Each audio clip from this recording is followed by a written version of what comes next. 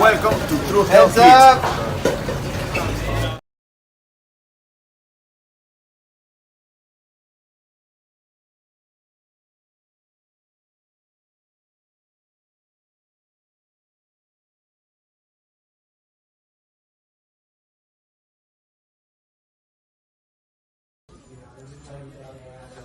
This is the knockout artist, Chris Hero, and if you're looking for some true heel heat, you better listen to the boys.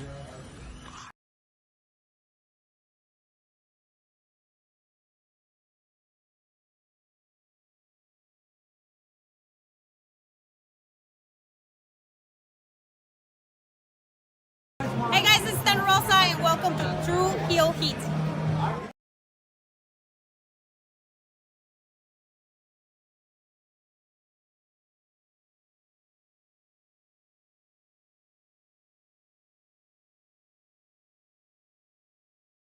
Hey everybody, it's Tony Schiavone of All Elite Wrestling, and this is Tru Heel Heat, and I said it right, you motherfuckers.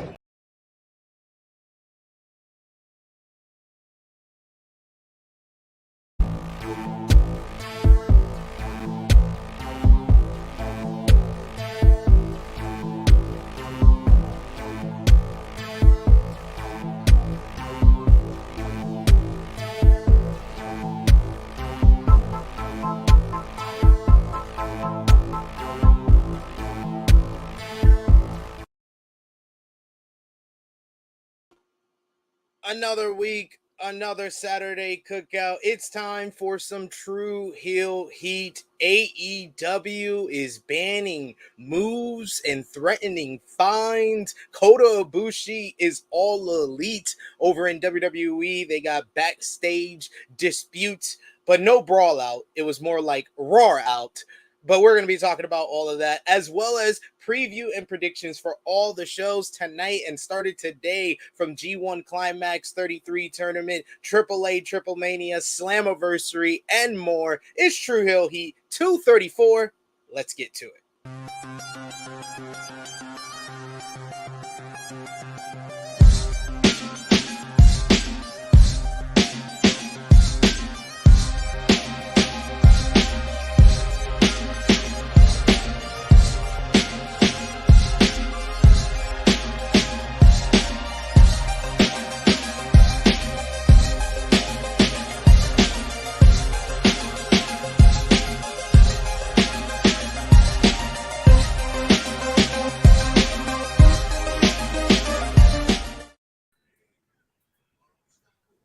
Hello, hello, hello. It is me, your Tru Heel Phenom, SP3.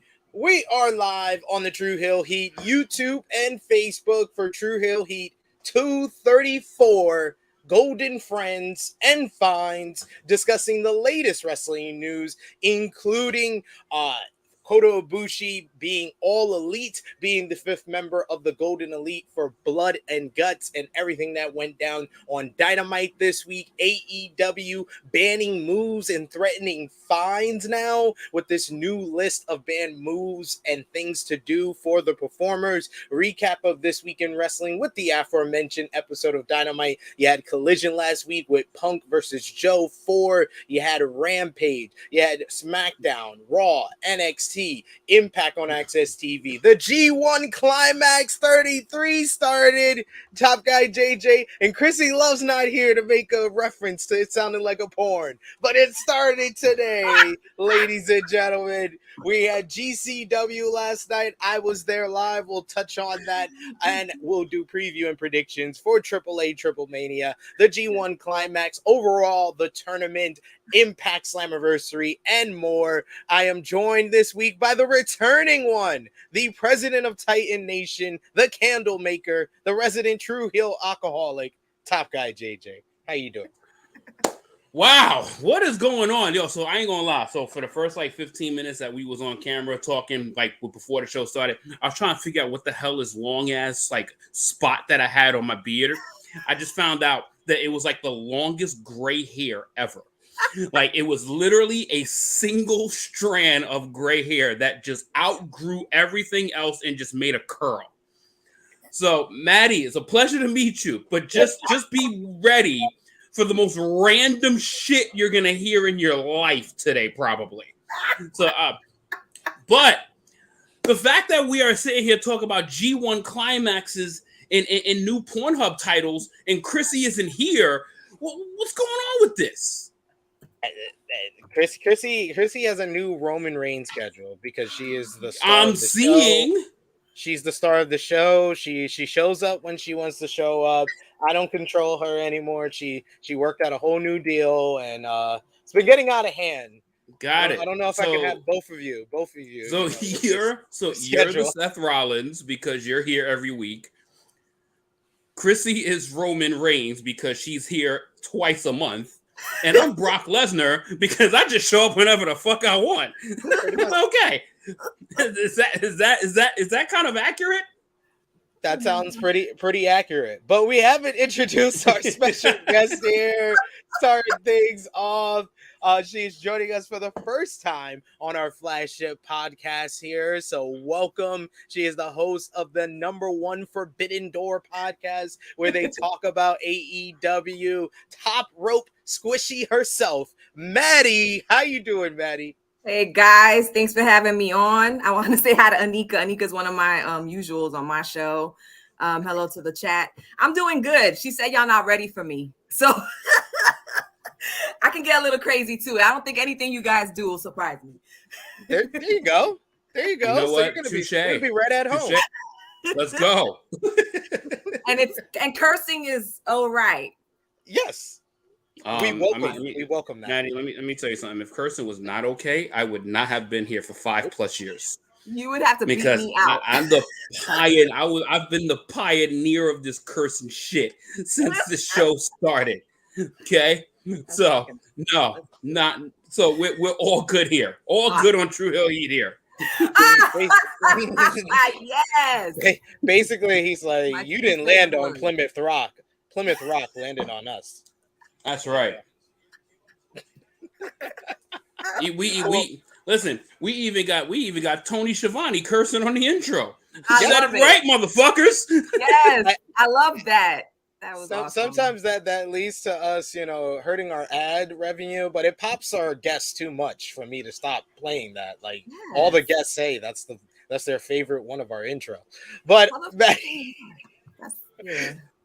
Maddy, I tried my best with the intro to tell everybody what you're about, what you're doing in this content creation world, podcasting world, but let the people know yourself. Well, I grew up with WWE, although I don't watch it anymore. So I got back into wrestling with AEW, and I started a podcast during the pandemic where I strictly talk about AEW. Occasionally I'll watch some indie shows. I am a huge Thunder Rosa fan. But I've been on and off this year through some health issues, but I'm doing good. I'll be revealing that probably a couple of months later on my show. But yeah, I'm live on Thursdays at 7:15 p.m. Eastern for anybody who wants to hear us talking, shooting the shit, and making fun of people. That's the best thing to do. Best thing to do right there. That sounds pretty fun. Yes, it is. It's a lot of fun. You gotta have Top Guy JJ on there. I think he would have a bunch. Yes. Oh, Negro Buck said he's hungover. It's happy hour somewhere, people. We back. Is this at least your day off? Oh, motherfucking right, it's my day off today. Oh, okay. Absolutely. I'm just making sure in case. You think I'm gonna be swigging down half a bottle of Terramana and then going to work later?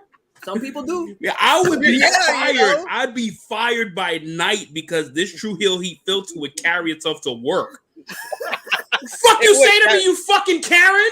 Oh no! Get the fuck out of my face! Now we ain't got your spray, bitch. Oh no! That is how Top Guy JJ's day usually goes on Saturday when he's not with us, ladies and gentlemen. But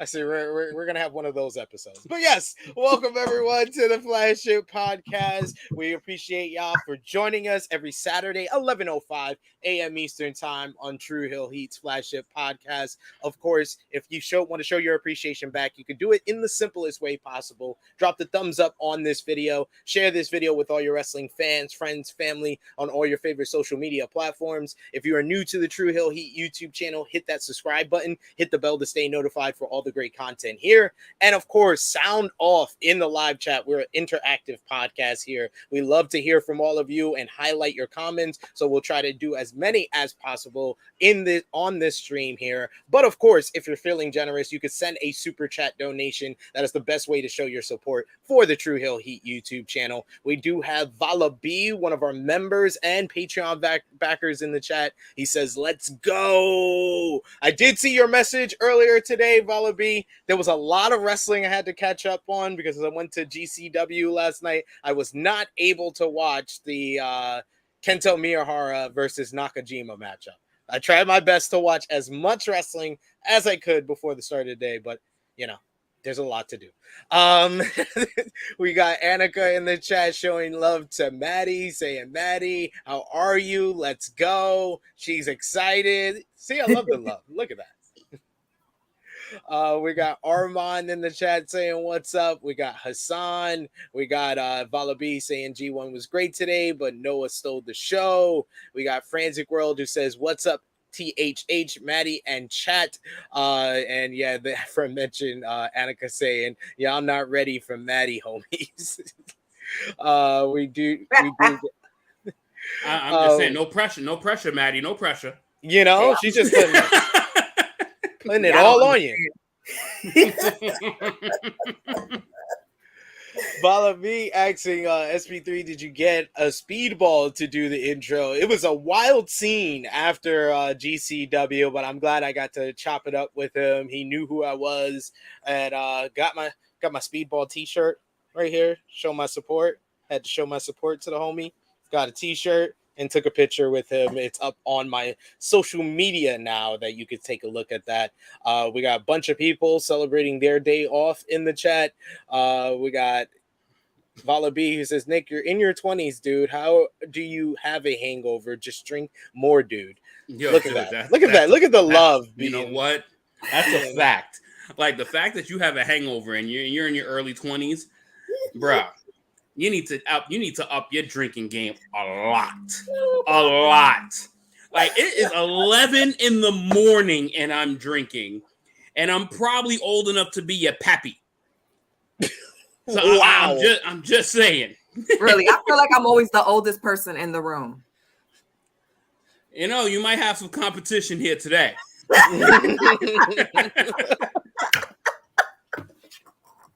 Top guy JJ. That nigga old. And that was not me asking Maddie for her age, people. I'm 41. I'm not one of them chicks that care. There you go. Damn it. All right. You got me beat by a year. Yeah. All right.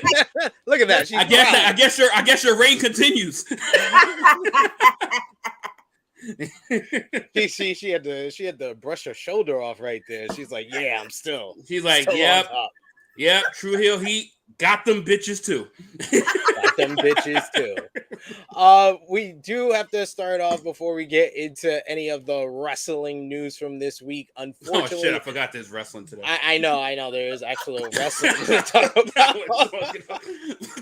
We do have some sad news to share as one of the all-time unfortunate bad gimmicks in wrestling history, Mantor, Mike Halleck, unfortunately passed away this week.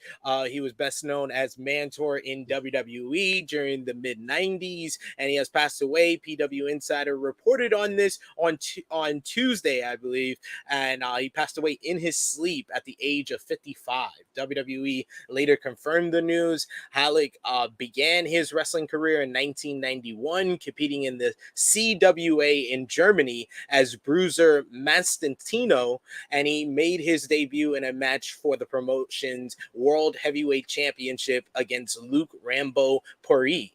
and continued working for the company until 1994 when he signed with WWE. Though Halleck began his WWE career under his Bruiser Mastoni gimmick at house shows, he would soon debut on TV in December with the gimmick that is best known as a play on a Minotaur, and it's called a Mantor, and was briefly managed by Jim Cornette and had a run defeating enhancement talent before getting an Intercontinental Championship match against Razor Ramon. The Mantor gimmick did not last long. He was soon used to push baby faces and made his last WWE appearances as Mantor at the 1995 July 1995 In Your House 2 as a lumberjack for the WWE Championship match between Sid and Diesel. Following his WWE exit, he had a brief run in ECW as Bruiser Mastino, and he briefly returned to the CWA and then had a short return to WWE as a bodyguard for Goldust at In Your House number 7. Halleck continued to work independent dates after that, including the CWA and more, and initially retiring in 2001 before returning in 2005. He made occasional appearances, and his final wrestling appearance being in 2019 for GCW in the Clusterfuck Battle Royal at Joey Janela's Spring Break 3. We here at Tru Heel Heat would like to send our deepest condolences to Mike's family, friends, and fans. Any thoughts on Mike Halleck? I know he's best known, and most of us are only going to have memories of Mantor, but what is your memories of Mantor and any words for it? I never fucking heard of him before. Well, damn! You should have let JJ lead. You know what's so crazy? I would have said exactly what Maddie just said. So I hate that we are in sync with having no clue. I've never heard of this man. And that's a horrible in my life. You guys are like novices. You guys just started watching wrestling. You know what? No, you know that's what? not true. That's def. You know what? It's not you know what? We're not going to disrespect the people that are not here with us anymore. If I told you Bastion what? Burger, but Bastion if you Burger. wanted to remember, you should have fucking did more. See, I grew up on WWE. I was like 5 years old, and we don't talk about the wrestler that I was growing up with that I love because he's a racist motherfucker. So I ripped a lot of shirts in his name, but TB can go to hell. But Terrence from Florida. We call him Terrence from Florida here. Oh, okay. Well, I call him TB like the disease. That's also pretty accurate. But yeah, I had a gap where I missed the whole CM Punk thing. I missed all of that. And, you know, when he was coming back, I was like, who the fuck is that? Who's CM Punk? People were looking at me like I'm crazy. I'm like, I'm serious. Let me go on Google and figure this out. But yeah, I grew up on wrestling when it was WWF when I was watching it. So he was from WWF, Mantor, 1995. I have no idea. That's how much of an impression he left on me. I have not a single fucking clue who he is. I remember. It's basically asking me who is the 13th player on the Los Angeles Lakers or the Oklahoma City Thunder. I have no fucking idea. I know that too on the Los Angeles Lakers. You got random information. Yeah, the older he gets, the more of a fucking encyclopedia he becomes. I just random info. Hey, I got information. Fucking fucking Mantor. Like what? I couldn't help but laugh when I heard the name, but I feel bad that he passed. I mean, that's not funny. That's what I don't want to I don't want to, but you know, you put him on screen and then you asked us the question of memories. That was the most vivid memory right there. Was the picture right now. Word. That's how I will remember him. Unfortunately. I mean, that is fair. I forgot. I forgot our audience. We got the tough guy JJ who says THH nothing but realness on here. Negro Buck in the chat saying this has been SP3 with vital information for your everyday life. Yes. Yes, that's what I'm here for. Let me tell you something. You know what SP3 is probably the author of? I kid you not. Is literally sitting right here waiting for me for this show. This is literally I'm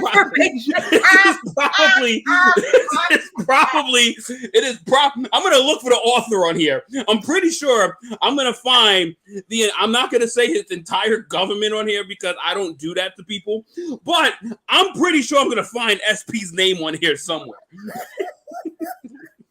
So the same nigga that's over here talking about weeded blisses. Look at that! Look at that! Look at that! Wait, look at that! He came out. Yes, are he you came out with fucking kidding me? Are you? You're making it worse. He came out with a Minotaur head. How can you forget that? I'm Dude, sorry. you're making this worse. I have never seen that in my life. Better. I've never seen that in my life. I've never seen that in my life. I literally started the whole thing about talking about him, saying that he had one of the all-time worst gimmicks. I've never seen that in my life. He had one of the all-time worst gimmicks. You know what? I'm glad that I have a vivid memory to be able to unsee shit, and I'm glad that I've unseen that my entire life. Thank you for fucking bringing that back into my life. You're welcome. That now I have to have some type of memory. What is your favorite memory of Montour, SP3? You saw Romeo's question right there.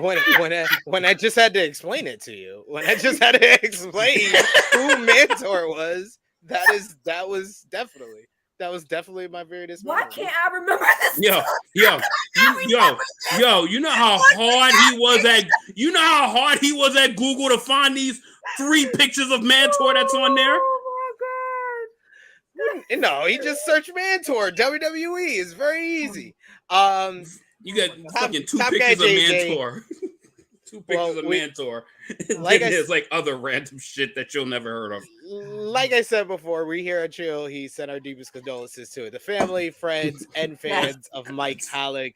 Despite Top Guy JJ's words, timing on that is terrible. Change it around, Top Guy JJ, and please let the people know you told them about some type of sweepstakes or raffle or something. I have pictures here to show people stuff. Oh God! So, all right, yeah. so let's get back to reality because I think FP just brought me and Maddie to an abyss.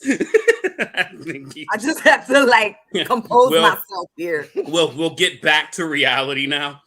All right, so clearly. So I mentioned last week for the people that probably I don't know if you had a chance to see last week because I was probably on here for a hot cup of tea last week as well.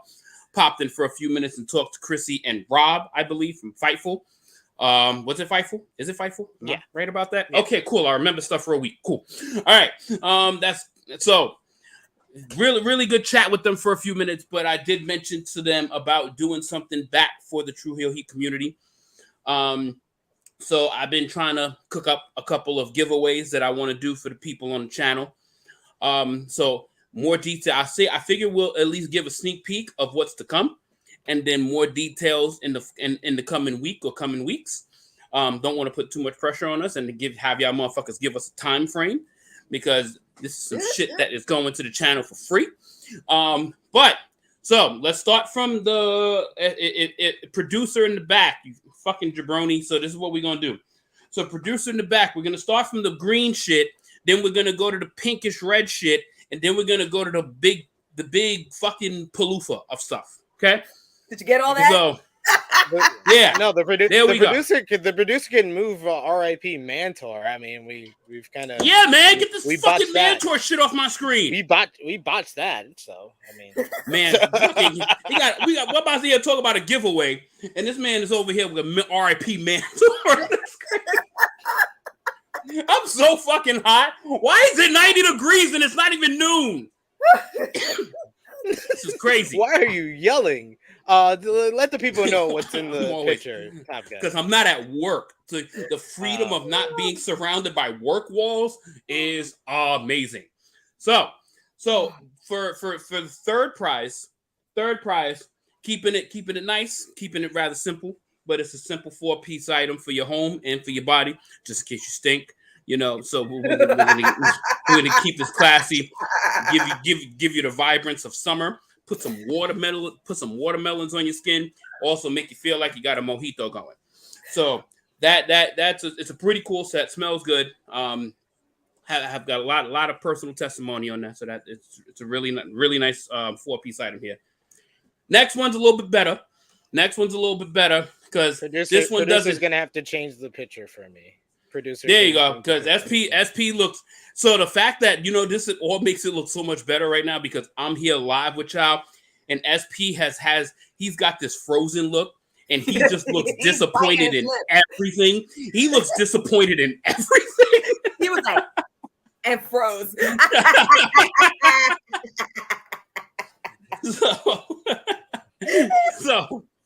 So this one here, more summer goodness. But this here is going to also set the mood for when you bring somebody over. Your virgins. If you bring somebody over, and your virgins, you pop that cherry for the first time. You see that big glass looking thing down there. You open that lid, and there's a couple little stems on there. They're called wicks. You burn them. You burn them, and it makes the place smell good. Makes her feel good. Just saying. It's some good stuff there and groovy watermelon, just in case she got she needs a little help with the ha too. You know what I'm saying? So she needs soap then. Yeah. She needs other stuff not recommended in this picture. But other stuff not recommended. Why you invite her over if a ha ain't right? Yeah, exactly. He didn't smell the ha until she took off her shirt. Until he took off her shirt or her pants, whichever the ha is referring to. The fact that they're making this worse. They don't even realize that they're making this worse. So this would be prize number 2. So we're gonna come up with details on how first, second, and third places are gonna be determined. But this would be number 2, and this one unseen in the picture, there will be a bonus item added to this. Cool, got it, awesome. All right, hopefully you're practicing for your moment. All right, and then and then the grand finale. This is gonna be for somebody that is lucky enough to earn this, because you're going to have to earn this one here, because you're going to have to do some stuff to help us here, because this one is a big one. So, pause just in case, somebody wants to clip me saying big one. Fuck you if you did that. But, so last picture here is the granddaddy of them all. This is going to be something that goes to every part of your home. So this is in your bathroom. This is in your room. This is all over the place. I swear to God, if you don't get none with this, you are the worst person in life. So I'm just letting you know that right now. If you set the mood like this many ways and you don't get anything, just know that this generation in this lifetime is not meant for you. Cool. All right. So a lot of cool stuff here. This is a thing, but in all honesty, this is my way of saying thank you to all of the people that's helped this channel grow over the past couple years. Like this year in 2023 has been fucking bananas. Like we've literally gained almost 1,000 subscribers in 2023 alone. Like alone. No, we've doubled. We've doubled our amount of subscribers. So thank you for the producers that gives me no information. You didn't ask. You write your own script, sir. Oh, of course. You know what? Of course I do. You know what? Absolutely. Hey, so almost 2,000 subscribers. Is that what we're talking about? 2,000. Yeah, you guys have like 8,000 almost subscribers. Yeah. So you see, you know what? Can you just do me a favor going forward? Because last time I checked this was literally like 2 weeks ago. We were at like 6,995. We read out. That's the last time I checked. Like We're up to 7.66. Yep. So we probably gained fucking 700 subscribers in the last like month. And yeah, you guys are going ape shit. You guys are going ape shit over here. Just you guys are going absolutely ape shit over here. So there's got to be a way to say thank you to you. And I'm sorry for the 700 motherfuckers that I didn't even notice. It's a lot of people. I love Annika's comment saying that don't ignore the female. Says it's only 3 females in the chat. Just give it to us. That is sexist as fuck. That is sexist and incorrect, Annika. I actually checked the stats. I checked the stats last week. We have 22% female viewers on this show. Well, last week. Listen. Let's preference this particular comment right here, right? So let's go. It's only 3 females in the chat. Just give it to us. That means if I'm giving it to y'all, that means I'm giving it to y'all. Oh, If you catch it. So right. So you know what I'm saying? So we don't do just personal, unrandomized exchanges without there being some incentive behind it. Am I right? Did he basically? Am I right? Did he basically say that he was going to put the dick on the 3 females in the chat? I said that. He basically didn't say that. I ain't never say that. The third one is I going ain't to get never the say that. biggest one, But that's the biggest prize. I ain't say that. But I'm just saying. If there's some good deal on the table, I'm not sure it's going to be turned down. Now y'all know what you got to do for the products. No. They don't have to do a damn thing. But no, they don't have to do anything. No, I don't roll like that. But what I'm saying, if it wants to be specific, then that means there's an exchange happening. And for anybody that is new to the Tru Heel Heat channel, we are the most unfiltered humans on this entire channel. Okay? Yeah. So if you're sensitive about this, I'm sorry, 7,000 of you. We ain't for you, pal. Okay? All right? So ladies and gentlemen, I am pretty sure we will talk about wrestling on this wrestling podcast. On this wrestling podcast that we are now 30 minutes into. You know, SP3 used to, back in the day, he used to send these agendas that's very detailed. Mind you, them shits was like perfect. Like literally this segment. Now he just gives us reactions to shit now. So I don't know how much is on the plate right now. So this show might be 4 hours today. So it definitely won't. It definitely. Hey, I will need a bathroom break at some point.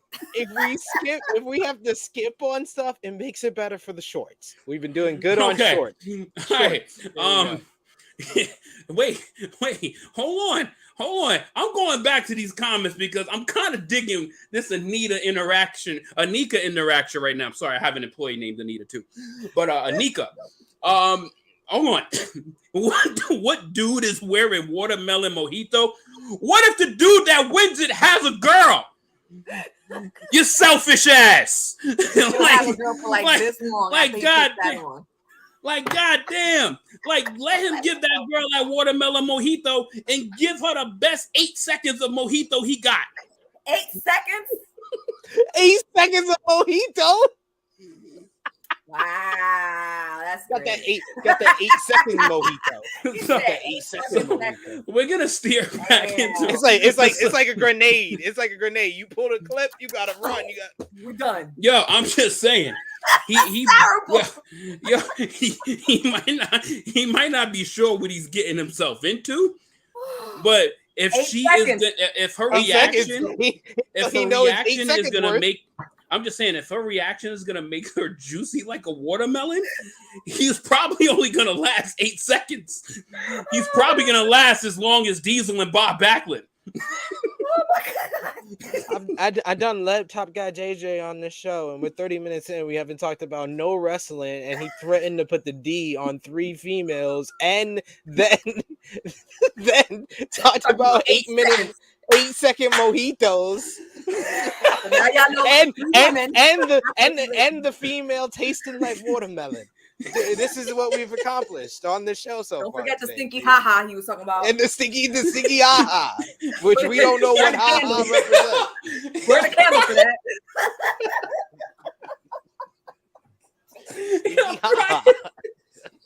I'm using that. I am using that with my kids. Be like, oh, Harlem, Sydney, you got sticky ha-has. You got sticky ha-has out there.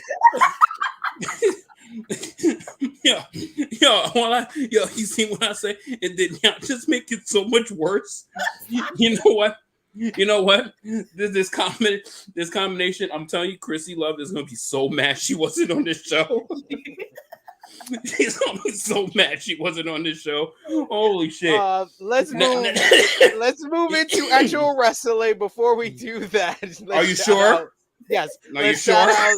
out everybody supporting us on social media and our Patreon with our Tru Heel Roll Call, our top 3 conversation starters on the Tru Heel's Facebook group page. You got Patrick Eagle, number 2, our Jeannie Bismo, number 1, Stewie Palmer. Congratulations to Stewie. He's been like 2 or 3 for a while. He's finally got the number 1 spot. We got Patreon backers, Vala B, Alan Weinstein, Nick Jackson, Alex McCarthy, Professor Chris, Austin K, Blue, Robert, Steve. This comment section is about to set me off. Fifth Generation Cardi, Ladarius, John, aka WrestleScopes, Dan, Kobe, Queen Monet, Dolores, John, DJ Eric, Beat Boot, Marcus, Justin, James, Alan, Caden, and Santo. Thank you so much for supporting us at patreon.com/Tru Heel Heat. We got did we just make stinky haha thing? Stinky haha emote. we need stinky haha t-shirts. Oh please. My God. Johnny, you're the artist. You could draw a stinky haha. I think a stinky haha shirt would sell. It would sell. Oh my God. We got some real life issues on here. Let's get into what we miss, and we're gonna kick things off with AEW Dynamite. AEW Dynamite this week did 825,000 viewers, a little bit down from last week, still very high in the 18 to 49 demo, and this show featured more magic between everybody's favorite best friends, the AEW World Champion Adam Cole, as well as MJF and Adam Cole, as they had a night on the town having drinks and then played AEW Fight Forever before defeating Brian Cage and Big Bill in a fun tag team bout to advance in the Blind Eliminator tournament to the finals on this week's episode of Dynamite. Speaking of the tournament finals, they will be going we're going 2-on-2 in tag team action against Sammy Guevara and Daniel Garcia, who defeated Darby Allin and Orange Cassidy in a great match thanks to interference from Swerve Strickland, who kicked Darby in the head, leading into his matchup against the debuting Nick Wayne later on in the night. Nick Wayne looked impressive in his debut, having a great match himself against Swerve Strickland, but coming up short against Swerve. Darby Allin checking on his friend and protege after the matchup. You had Chris Jericho beat Commander with the Walls of Jericho after the matchup. Don Callis came down to the ring and tried to convince Jericho to once again join his family by showing him footage of them as a tag team back in the day with their mentor Bad News Allen, which made Jericho really think about things. Ruby Soho defeated Sky Blue to advance in the Owen Hart Foundation Women's Tournament. And finally, you had Pac returning to be the 5th member of Team Blackpool Combat Club in Blood and Guts. And then Kenny Omega introduced a video which announced that Kota Ibushi is all elite and will be joining Hangman Adam Page, the Young Bucks, and Kenny Omega in Blood and Guts. The Golden Elite is reunited, and then we had Hangman Adam Page and the Young Bucks make the save for Kenny Omega getting jumped by BCC, as Kenny Omega cut one final promo saying that the Elite will win and then he will take care of Don Callis. What did you think about this week's episode of Dynamite, and most especially your thoughts on Kota Ibushi officially being announced for Blood and Guts? What's your level of excitement as far as Kota Ibushi and what you know of him before next week's debut in AEW, Maddy? So it was inevitable. Ibushi was gonna eventually join, as far as I was hearing, because of Kenny Omega. Like, I think he's been trying to get him in there for a while.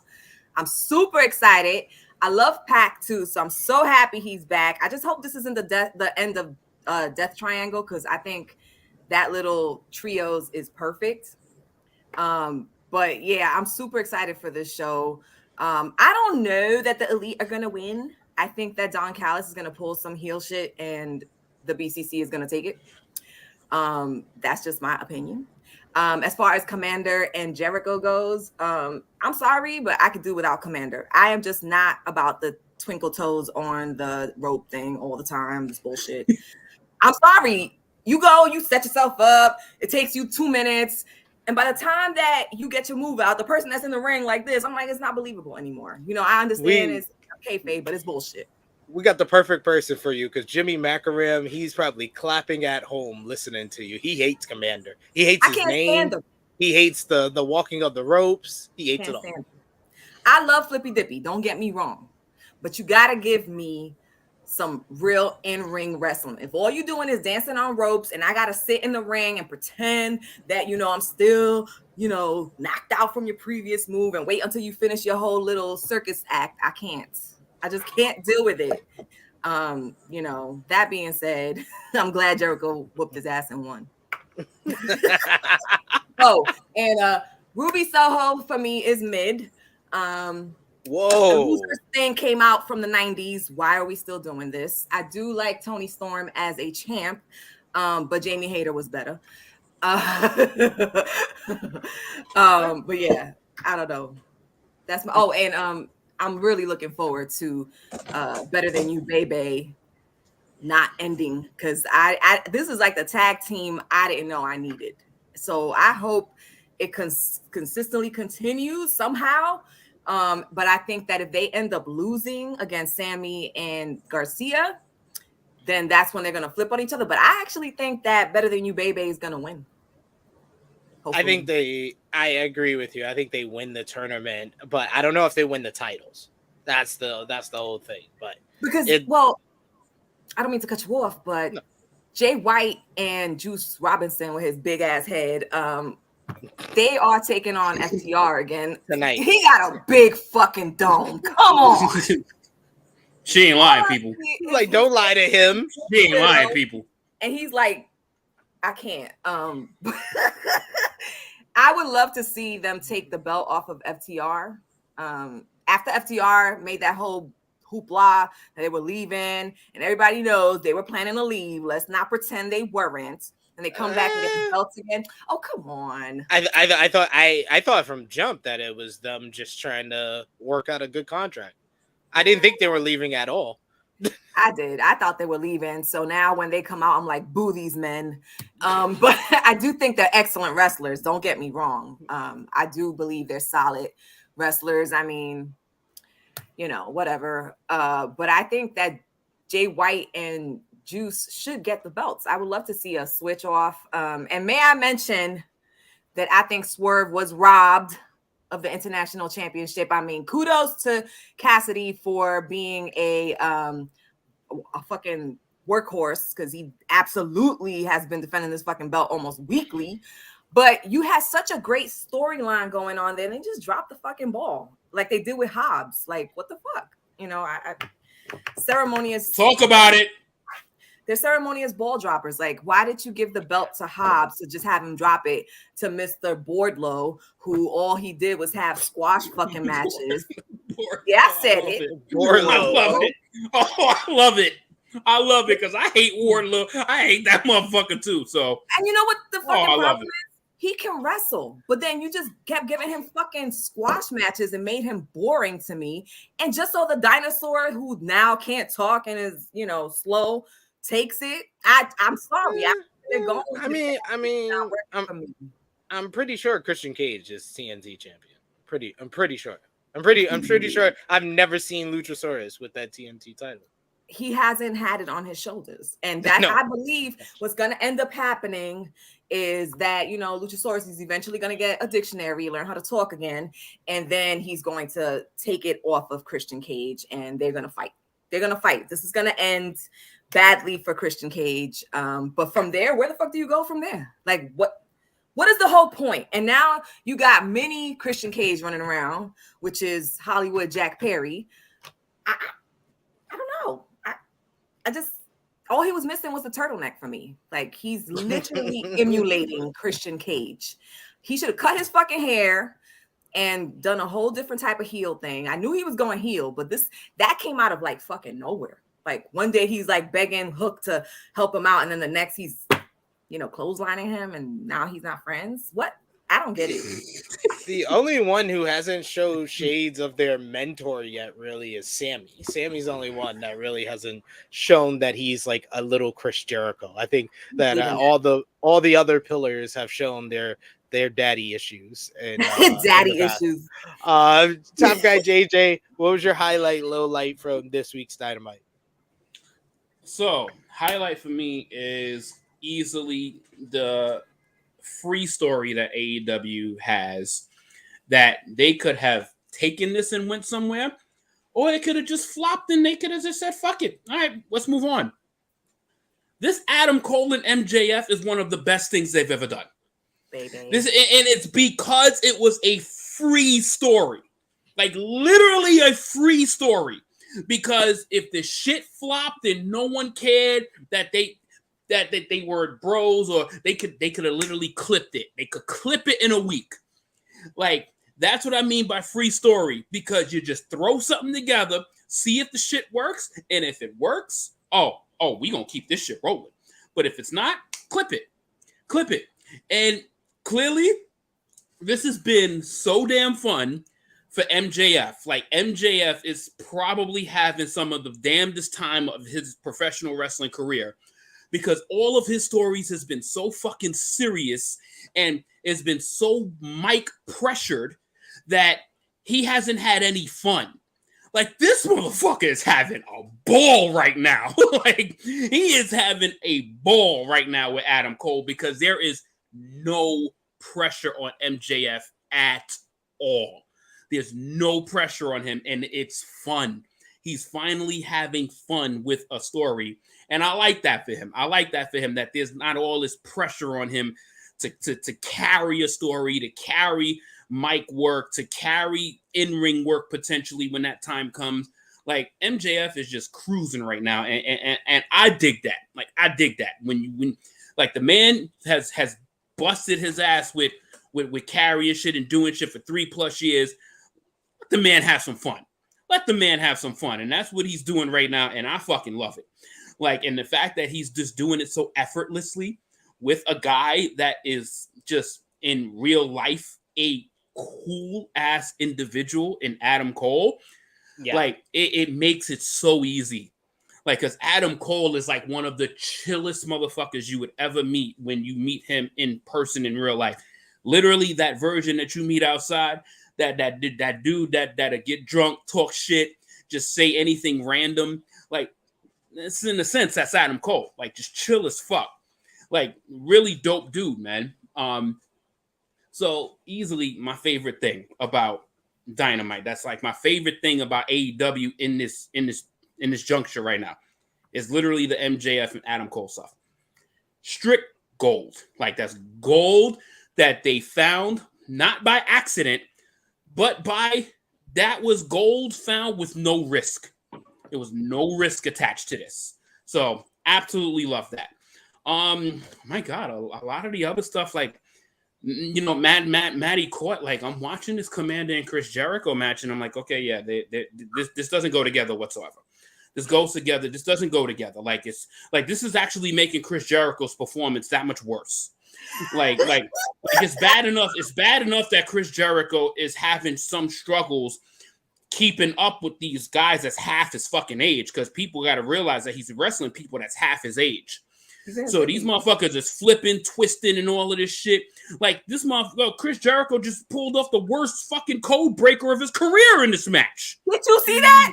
Like it was the worst thing he's ever done, and it wasn't his fault. Because he's wrestling Cirque du Soleil. That's why. Because when Chris Jericho is wrestling somebody, his body radar is like minimal. So he's got to catch you where he sees you, not the whole radius of the fucking turnbuckle and into the middle of the fucking ropes. Like he doesn't have the peripheral vision to catch all of that. So he caught him by the side. Oh, that shit! That shit was awful. You know that shit was awful. And I love AEW. It was not. Don't ever in y'all lives put fucking Chris Jericho and Commander in the ring together ever again. Like, I didn't think it was that bad. I didn't think it was that bad for Chris Jericho. I thought the Sammy Guevara Commander match was worse because Commander did the rope walk like 8 times. That I agree with Maddie. When he does it so many times, it's just like, yo, bro, you're a one trick pony. Like, do another trick. Please do another trick. Give me Ego instead. Yeah. Yo, you put them two together, yes, because their fucking radars are fucking unlimited. They'll see each other. Ew, no, I can't. But yeah, it just chill with this. Chill. We got people in the chat and then your body radar. I'm just y'all picture it, y'all know what the fuck I'm talking about. Like especially if y'all ever had a fight before, y'all know y'all range of hitting somebody is not really that big. So it's really not like you think you could swing and throw haymakers, but you really can't. You got to pinpoint your shit, or unless you're gonna miss wild and you're gonna get your ass beat. It's like catching a fly with Commander. You always got it's terrible. And what you need with a fly swatter. And you don't have a fly swatter in the fucking ring. Okay. So you got your bare hands, and them shits are small as fuck compared to what your range of what you need to do is. But the show was solid. Like the show was solid. Yeah. But I don't know if I'm in the minority here, but I absolutely hate this Jungle Boy shit. I hate this shit. It is to me, it is the most forced, lame shit that I've seen. Yes. Now I won't drag in and say ever because there's been way worse. Yes. Like there's been way worse than Jungle Boy. Like he's trying. You can see he's trying. But I don't think the engine behind him is doing enough to make it believable. Mm-hmm. And it's coming out awful to me. Like it's coming out like how you envision in your head, but it didn't really play out in real life. Like, so there's a piece that's missing with this whole heel turn element. I can't pinpoint it myself. There's something authentic missing about this. Like it feels very forced, and he feels like he's doing a job of being a bad guy instead of actually just being a bad guy. That's what I'm saying. Like emulating Christian Cage. It doesn't like Christian Cage embraces being an asshole. Like he embraces it. So like Christian Cage has cut, and anybody that has ever watched this show knows I ain't the biggest Christian Cage fan at all. But Christian Cage has cut the best promos of his career in AEW. Like he has cut he's done the best work of his career as a heel in AEW because the shit that he does triggers, it stings, and he's done his homework. Yep. So like he makes it his own and he drives it home with authenticity. Yeah. Jungle Boy, it feels like Jungle Boy is just doing his job and say, okay, hey guys, how's everybody doing? I'm gonna go be a bad guy today. Here's my script. It's not coming off. Like it's not coming off, and I'm not feeling it at all. Pause. I'm not feeling it whatsoever. It's not feeling the way it should as a bad guy. Honestly. I We don't got So Myron Kidd in the chat who says Jungle Boy just doesn't have that natural charisma. And and Annika Yeah. also bringing up the fact that she said, y'all been saying it from jump. Pair him with Anna Jay and let her do the talking. Yeah, that was literally Marcus Cash in 2021 when the Jungle Boy singles push started.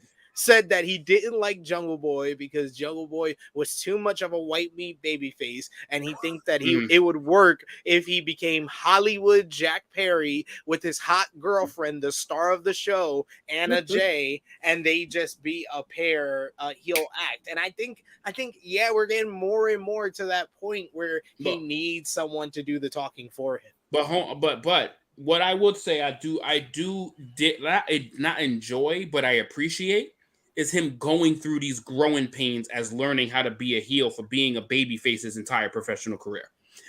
So like this is a big shift for him. Like this is not something that's just because the people want him to be a heel that he's a natural heel. This shit, you can see the growing pains. So you can see what's happening. Painful. Like it's a struggle. But it's like when he hits, for example, like if his whole banging the baddest bitch in the game comment, and then all of a sudden he brings the baddest bitch in the game, and then she kind of joins forces with him per se, like it would help his story. Like it would help him to a degree, and then they can trade off of each other. Because for like one thing like heel women are really like good at, even though if they're not good at anything else, they're very good at generating just booze. They're good at generating booze. Even if they're not good at anything else. Jesus Christ. Wait, hold on. Are we not telling the truth here? Even if they're not good at anything else. Are we not telling the truth? Like, all right, we sit here and rag on all of it. Like, we just spent the last 15 minutes dunking on fucking Jungle Boy's bum ass heel run. Y'all, this is y'all. Y'all took what was a 20-second segment on Wednesday's show, and y'all have made it the main part of your soliloquy on an episode. Time out. So no, hold on. Time out. So first of all, I haven't been here in almost a month and a half. So I have a month and a half of Jungle Boy frustration built up. Of Jungle Boy. So I have a month and a half of Jungle Boy frustration built up because I was on the Forbidden Door. She's like, I got 4 years worth. Right, Maddie. You know what I'm saying? Like we saw Forbidden Door. We both haven't been on Tru Heel Heat since. So this is about a month of fucking frustration and just angst of seeing this garbage that they've got to talk about 4 times already, and we got one shot. And fuck it, we gonna take it. He's like, sees everything you ever wanted in one moment. You gotta get arms are sweaty, knees weak, arms are heavy. Mom, vomit on his sweater already. Mom, spaghetti. I'm not nervous. He was calm and ready, and he dropped bombs. All right, let's talk about a little bit of the news coming out of this week's the Dynamite, talking about the big Kota Ibushi announcement. Kota Ibushi has reacted and commented on his upcoming AEW debut, saying in a post on Twitter, "Kept you waiting, huh? I've been watching AEW this whole time. Kenny, your 5th man is the Golden Elite's Kota Ibushi. Sorry I'm late, Paige, Bucks, Kenny. Next week I'll be there. Kota Ibushi is finally back at full strength. So shall we change the world together? Let's go." So now that we know Kota Ibushi is going to make his debut in AEW next week, what do you foresee? What type of deal has been worked out between Kota Ibushi, knowing his past of being kind of this elusive unicorn of professional wrestling that would never stay in one place at a time, and everybody was shocked when he signed a lifetime contract with New Japan Pro Wrestling, and we saw how that worked out. And now, he's coming to AEW. How do you foresee this going? And what is the number 1 match with Kota Ibushi, tag team, multi-man matches, single match, you want to see in All Elite Wrestling? Maddie? I think he's gonna be like a Will Ospreay, you know, like they don't want to be tied down to no company, but you're gonna be seeing him on and off. I don't think he's gonna have a solid contract with AEW. Like, I honestly don't think he's gonna sign a full-time deal with AEW. I think it's gonna be like I come as I come, you know, like Hijo de Vikingo. Like, he just shows up, has an amazing fucking match, and then he goes back and does something else somewhere else. I don't think he wants to be tied to any company. It feels more like he's doing this for Kenny Omega, since they do have like a friendship and all that good stuff. As far as dream match, of course it would have to be him and Kenny tagging up, but against who? Jesus, I don't know. I don't have a clue. I could come back to me on that one. Let me think about that. See them tag up. I'll let you think about which tag team you want to see them against. Top Guy JJ, what's your one match for Kota Ibushi, and your thoughts on how this will transpire with Ibushi? Oh man. So Kota Ibushi, I hope that he just gets what he wants out of this deal. Whatever it is. Hopefully it's just like select the dates. He gets to just do what he wants. Like, just let him just be happy. Because you start to hit a point in wrestling where you have worked so much, you've done so much, that it starts to become like an unhappy place to be.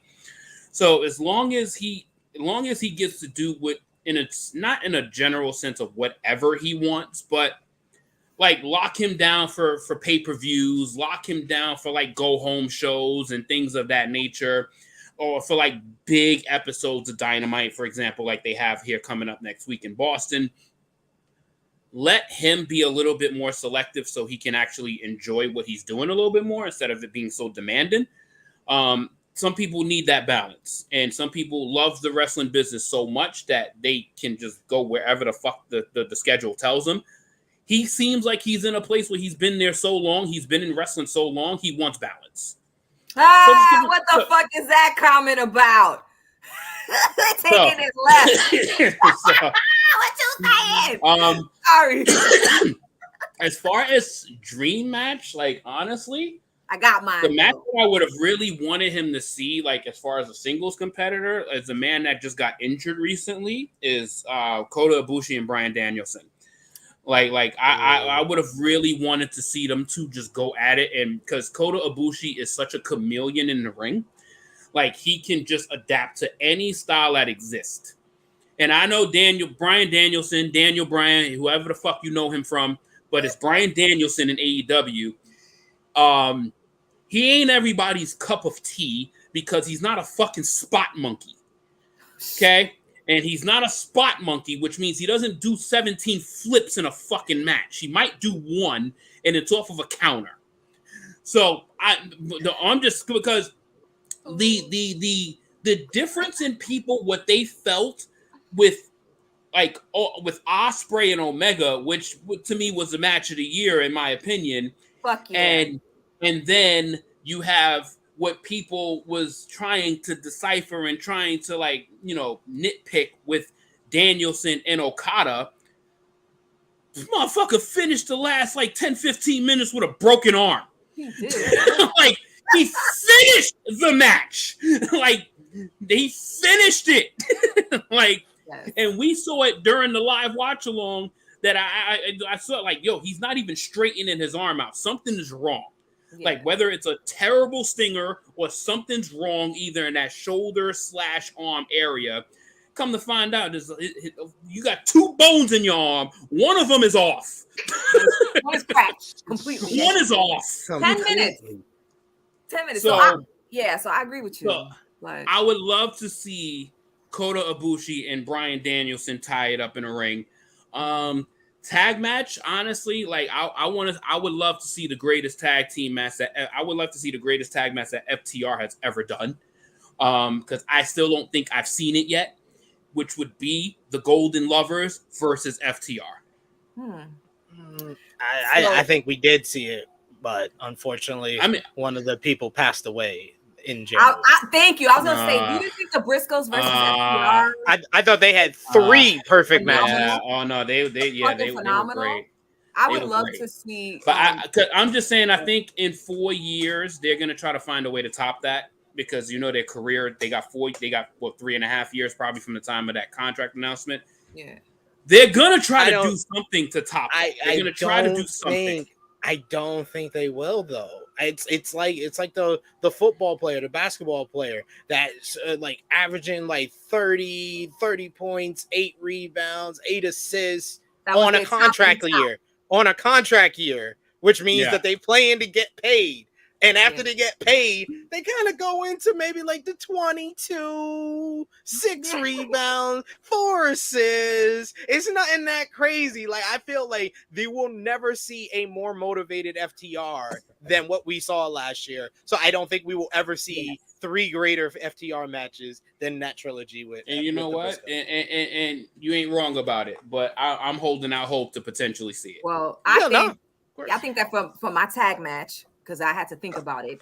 Because Jesus Christ, that fucking trilogy against the Briscoes was fucking phenomenal. That was fucking incredible. And we're never gonna. Oh my God! Unfortunately, but it would be Ibushi and Omega versus Ospreay and Takeshita. I would hit the fucking floor if I got to see something like that. Takeshita, I like that kid. I like that kid. I like that kid a lot. You stole my thunder a little bit, because my match is Takeshita versus Ibushi. Because people don't realize, like, people think anytime someone comes into AEW, it's all about, what match and stuff like that is going to happen. The reason why Ibushi is so big is all the story it opens up and how it plays into Kenny Omega's current stories. Because all Kenny Omega, you have Don Callis as his enemy, as his rival right now. And Don keeps saying that Kenny betrayed him. Kenny didn't hit him. Kenny didn't attack him. Kenny didn't do anything like that. He just rather be with his friends and do trios with the Young Bucks and tag up and reunite with Hangman Adam Page than be a singles wrestler, than be the best bout machine, be the Kenny Omega that everybody else wants. He's basically all the fans of Kenny Omega back in 2019 when he first came to AEW, being like, that's not the New Japan Kenny Omega, that's this new AEW Kenny Omega. And now once again, he's choosing a friend to fight this final battle against the Blackpool Combat Club in Kota Ibushi. And then once again, he can further go down this path of wanting to do stuff with his friends, where he could team with Ibushi in the tag team division, and they can verse the Lucha Bros and FTR. We can get a rematch with the Young Bucks. They can give the Acclaim their greatest match of their career. So there's a lot for them to do with Kota Ibushi, as far as him and Kenny Omega, as far as him with Omega storyline with Callis and Takeshita, as far as him on his own. Like, Kota Ibushi is a megastar who has so much charisma. I don't think there's been a more charismatic person from New Japan Pro Wrestling to come to the States since Shinsuke Nakamura. So I am happy. I'm excited, regardless of what type of deal or contract it is. I'm excited for the possibilities of Kota Ibushi even working part-time with AEW. Dude, just you mentioning fucking them versus the Lucha Bros would be that's fucking roof. That's a roof blowing house fucking match right there. Yeah, that's a roof blow. Like Lucha Bros. Like, I think, and it's crazy. I think just because you just mentioned that, it just like fucking brain just sparked off. I think the Lucha Bros might have like some of the most underappreciated matches, because they don't usually get paired up in these dream scenarios. But holy shit, when they are on the spot, they fucking give you the match of the night. Yeah, they're amazing. Like, oh my God, that duo is amazing. Hell yeah, they would make a killer tag team, Pac and Takeshita. Fuck yeah.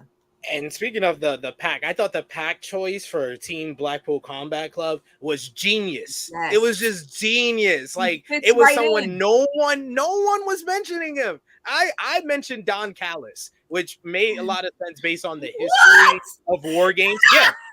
The first ever War Games. First ever War Games back in 1987 had Paul Ellering and J.J. Dillon in it. It's always War Games is literally the history of War Games goes to having managers in it. So I thought that Don Callis can be his cocky self, be like, I will even be in Blood and Guts, and Kenny Omega won't touch me. He could do something like that. But Pac, genius, because he has so much history with Omega. He got history with the Bucks, history with Hangman. Him and Ibushi is a dream match. So yeah, Pac was just a genius move. It was perfect. It was a perfect. Yeah. Oh my God. Fits just right.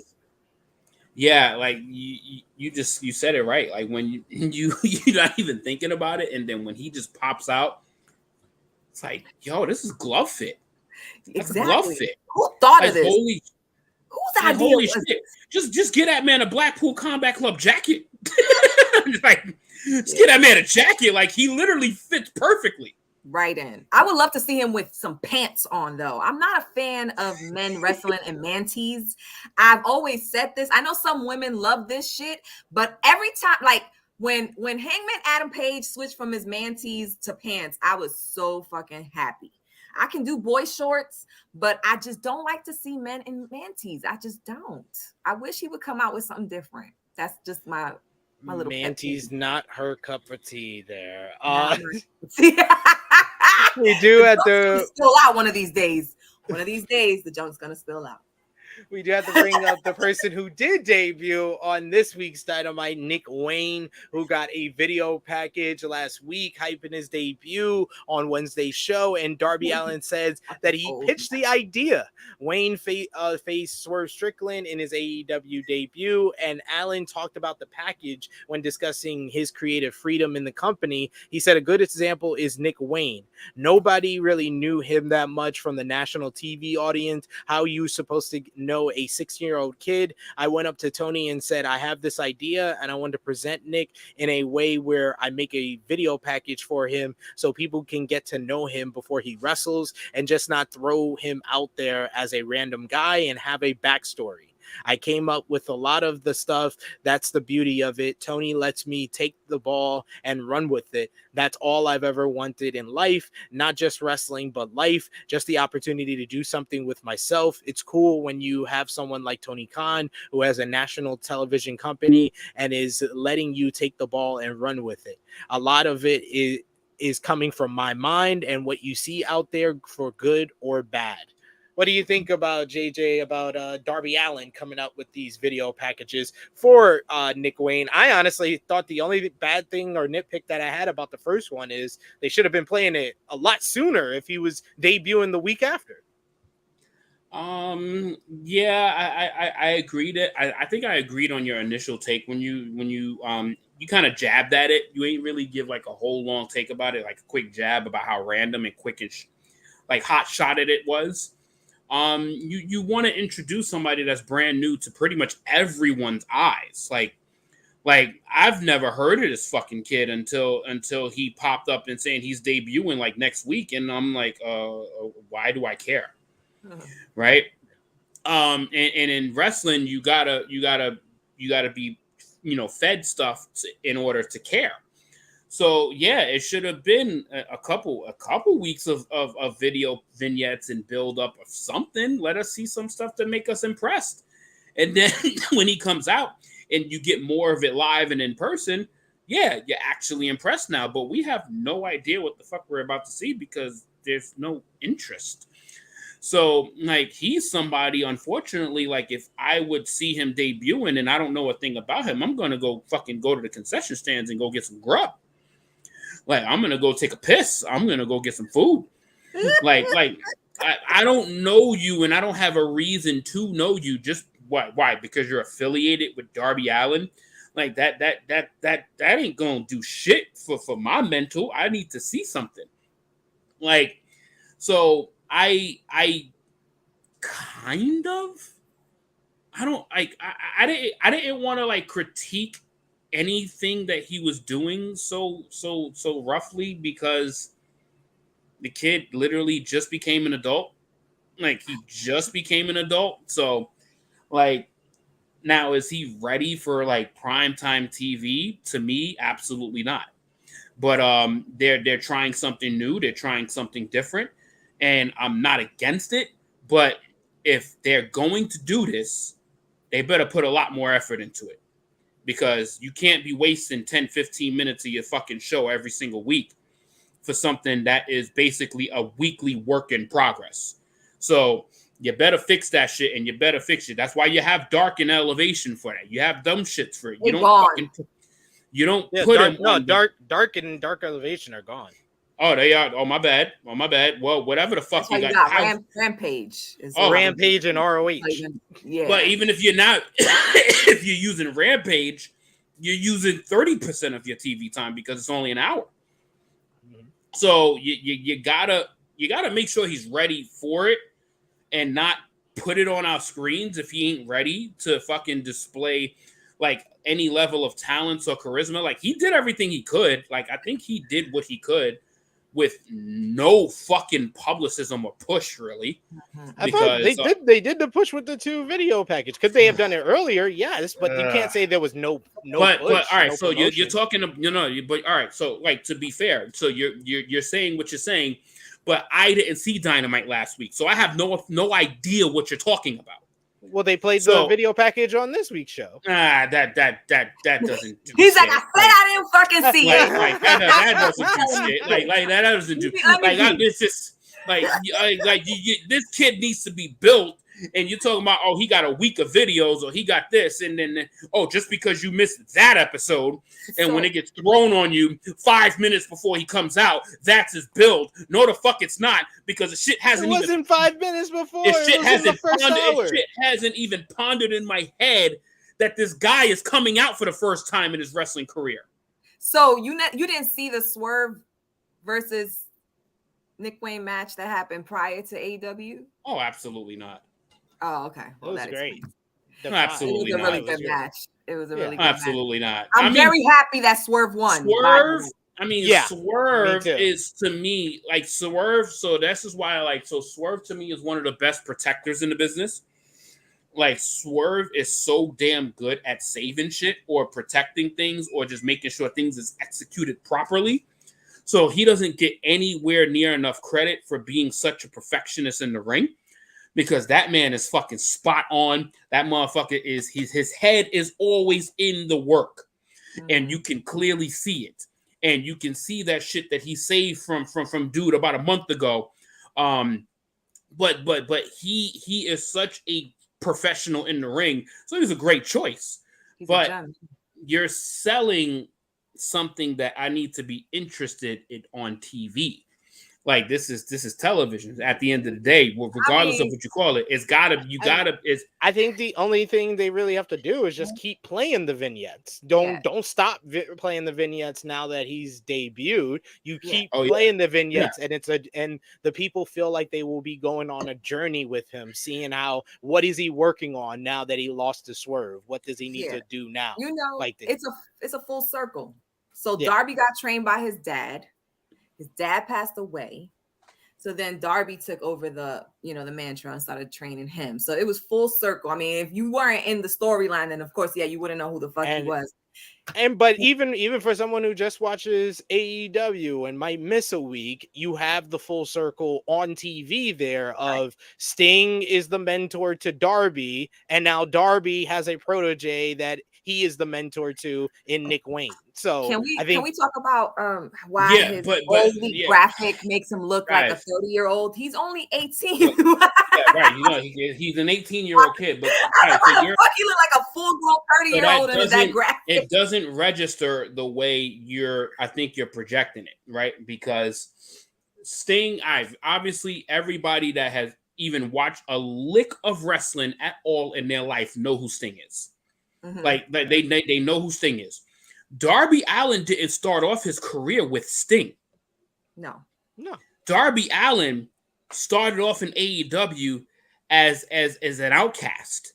He started off as somebody that didn't fit in, someone that didn't belong, and he worked his way to make himself belong.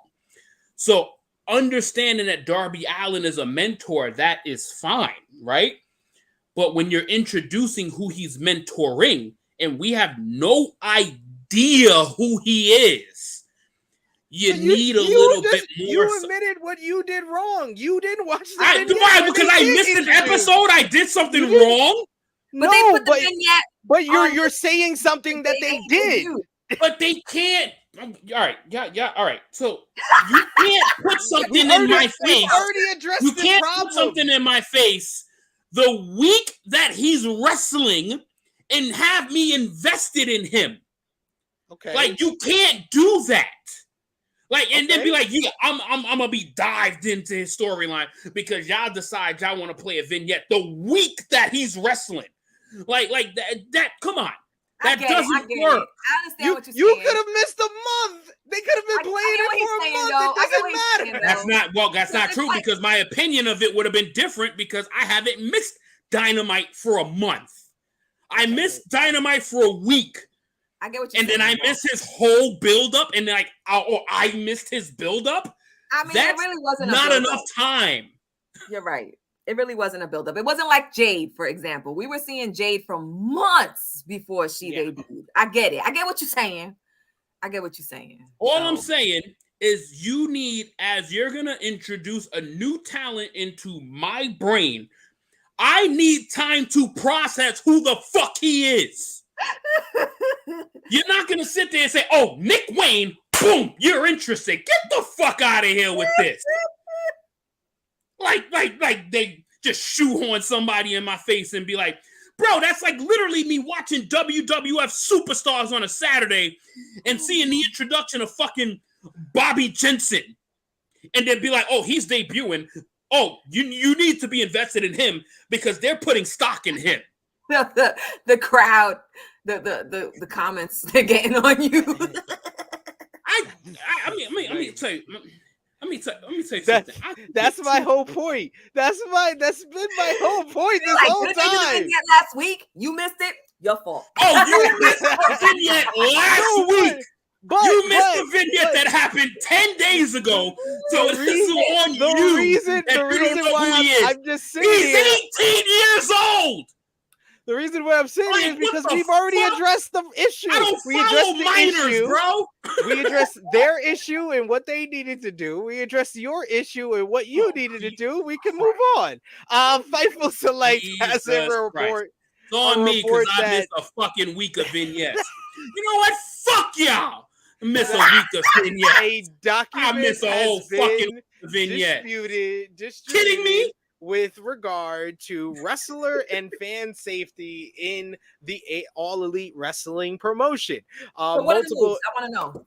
Multiple individuals have already confirmed the document is legit, but talents have also stated they have not yet seen it. And talent includes protocols that were reportedly developed by the AEW medical team, coaches, and referees in order to protect the talent, staff, crew, and the fans. The document noted the desire to minimize risk without compromising performances of the talent and their ability to be creative, and moves that are outright banned per the document include chair shots to the head, shots to the back of the head, turnbuckle power bombs, blind moves backwards into the turnbuckle, fencing responses, seizure cells, spitting, bleeding in the crowd, weapons or projectiles in the crowd, taking drinks or foods from guests in the crowd, or any type of physical contact with the crowd.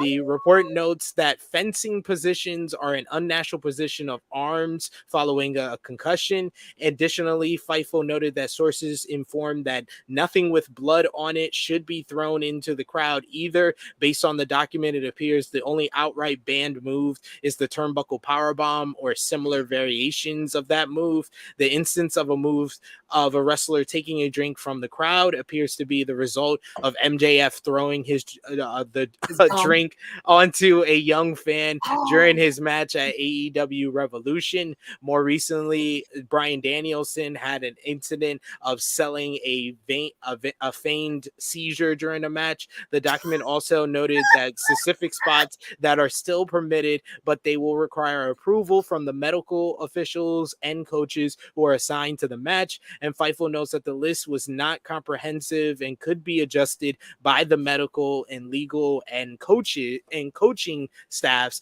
after the spots are approved. They reportedly have to be performed in accordance with the aforementioned safety protocols that are in place. And the list noted the following moves that need to be approved by an AEW coach: spots, bumps on the ring apron and outside, table, ladder, chair spots in and out of the ring, only allowed with padding, any elevated spots outside of the barricades, dives, and ladder spots on stage, around the arena, and other places outside of the ring, all power driver and tombstone variations, including sit-down drivers, inverted poison rana, and vertebreakers, high-risk dives or top rope moves, 450, 630, double moonsaults, shooting star press, intentional bleeding of any sort, not just blading, throwing people into or through over ring steps, commentary table, bell table, or guardrails, barricades, weapon usage,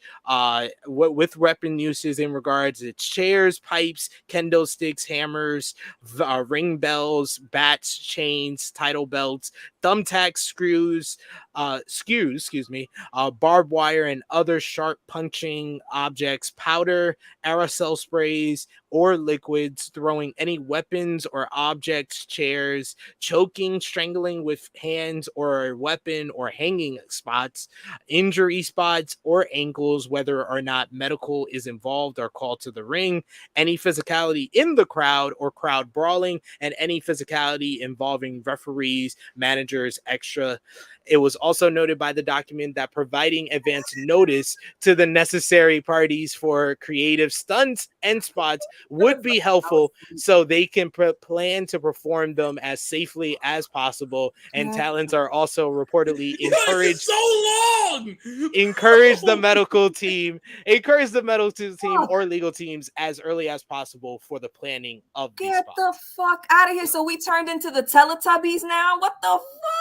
I mean, they just have to get approval. We're still gonna get all these spots. 100% on the spitting shit. It's nasty. There's no reason for it. I hate watching spit stuff. I don't like it. I think it's disgusting. But damn, they gotta get approval for a poison rana? Are you kidding me? Wow. You can land on your head. That's a dangerous move. I love that. The Canadian Destroyer, by the way, is my favorite fucking wrestling move, and then the Brain Buster following that. But you like anything that people drop on their head? I mean, first you better know how to fucking do a poison rana before fucking getting approved to do it. I mean, I get the thing about not throwing bloody shit into the crowd. You know how much work is on the other. You know how much work is on the other motherfucker to do a poison rana. God damn, you just fucking killed Sammy because you just mentioned all the moves he does. The 630, you're relying on another motherfucker to do a backflip. Like yes, I mean, like y'all gotta process that shit.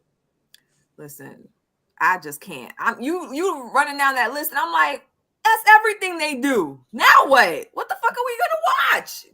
Yeah, I ain't gonna lie to you, man. It's more about communication, because AEW has had a big problem with communication across the board. So now they're just trying to firm things up. And even Fightful noted that this is the tightening of the screws as the company continues to grow. You know what? You know what though? But at the same time, just because this is something that WWE hasn't probably publicized, they probably have a list longer than this. Like they definitely have a list longer than this. There's just no need for them to publicize it, right? Because it's a distraction. So chest slaps is pretty much it. Let me tell you something. like you see how and this is for me and any member of the Tru Heel Heat family. And I think this will go across the board, and I think all of us would agree with each other, whether it's myself, SP3, Baby Seth, Chris G, Sober Guy JJ, Josh, anybody that is a current member on here, right? We have a storyline that's on here, and all of a sudden, you fucking get a loogie out of your motherfucking mouth, and you hawk that shit in my motherfucking eyeball. I'm telling you, the fight after that commences is real. Did you see that shit from White? Did you see it from White? Yeah, yo, it's real. I'm telling you, if one of you motherfuckers, and if I do the same thing to one of them, I'm expecting a receipt. Like, and I mean a real life receipt. And I swear to God, I put this on everything I love. If there was ever a storyline, if a fucking loogie, and I was like, I'm forced to fucking hit you with a loogie, and if I don't get a receipt, I'm fucking you up. Like, I'm fucking you up if I don't get a receipt. Dax Harwood had a whole like from Jay White on his stomach, and it looked like bird poop. It was like, I better have a mark. I better have a mark somewhere here if I fucking hit you with a loogie. There better be something to remember here if I don't get a fucking mark here. If I don't get one of those, I'm beating your ass for not fucking standing up for your motherfucking self and your rights. For you fucking, you get a loogie in your face and you process on with the story. Hanging off the beard. Nigga, please. Disgusting. It really is nasty. Do you know what you gotta do? You gotta do all that shit to get a fucking loogie out. That's so pleasant for the podcast listeners. White loogie. A thick white loogie. Look back. This is a wrestling podcast, so they know what the fuck we talking about. If you look for the FTR versus Jay White and Juice Robinson match, like towards the middle of the match, Dax Harwood had the most nastiest loogie strung across his belly from Jay White, and it just kept coming out of his mouth. And I was like, is he sick? I even posted this on Twitter, and somebody was like, oh, he's dehydrated. I'm like, I don't give a fuck. I don't want to see that shit. I watched half that match like this because I was getting nauseous. I'm like, why you gotta spit? What does spit have to do with wrestling? Disgusting. No, so nothing. Nothing. Disgusting. Maybe it's a Latina in me, but I'm fucking you up if you spit in my face. Right. Like the match is over. And like you gotta fight back. And if you don't fight back, I'm fucking you up even more. There you go. A new report has details on AEW's my SP3 TV. Just went through like a fucking 3-minute soliloquy. All we got out of it was spit. A new report has details on AEW's TV rights extension talks with Warner Brothers Discovery. The companies have been in discussion for some time, and Fightful Select reports that sources state that they're on the personal belief that an announcement could be made for a new deal in the summer or fall. According to the report, sources at Warner Brothers Discovery say that they've been very happy with AEW, particularly noting that the company has been flexible in terms of adding and removing shows and providing different kinds of content and working with preemptions and bumps to other networks when needed. According to the report by Fightful Select, Warner Brothers Discovery is supporting an expansion of AEW's pay-per-view schedule as well. One of WBD's proposals reportedly involves more pay-per-view events for AEW. A Warner Brothers Discovery executive source, reportedly informed Fightful that this includes the possibility of expanding the AEW pay-per-view schedule to as many as one per month. Additionally, this is a change that WBD has wanted for a while, and it's unknown if this would be standalone pay-per-view shows or part of a streaming deal to put them on Max. WBD would not elaborate on the proposal, but the report also notes that nothing about the new television deal has been finalized and details could still change. However, the expanded pay-per-view schedule is something that has reportedly been discussed, and AEW has already expanded its pay-per-view schedule last year with the addition of Forbidden Door, and then this year with the addition of All In. And it should be noted that AEW has not yet announced the broadcast plans for All In, but it was reported in the Wrestling Observer newsletter and by Matman podcast that All In is looking like it's going to be broadcast on Bleacher Report Live. Andrew Zarian of the Matman podcast spoke about this on the show earlier this week. So for free, Bleacher Report is paid. I know that. I know, but I'm saying, like, how many fucking pay-per-views are we gonna pay for? I know that's back-to-back pay-per-views, man. That's a tough sell. I don't know how he's gonna pull that off if that report is true. But yeah, what do you think about the WBD deal? The more important thing is the pay-per-view schedule. Very quickly, Top Guy JJ, do yes or no to AEW expanding its pay-per-view schedule? Yes, AEW needs more pay-per-views, absolutely. And they don't need one a month. They don't need 12, but they need at least 8. I think they need 8. There's too many months in between, like between now and like All In. I mean, you added Forbidden Door, thank God. But then you have February to May, nothing. Then you have September to November, nothing. Actually, no, that's actually fine. That's fine. That's fine. Then you have November to February, nothing.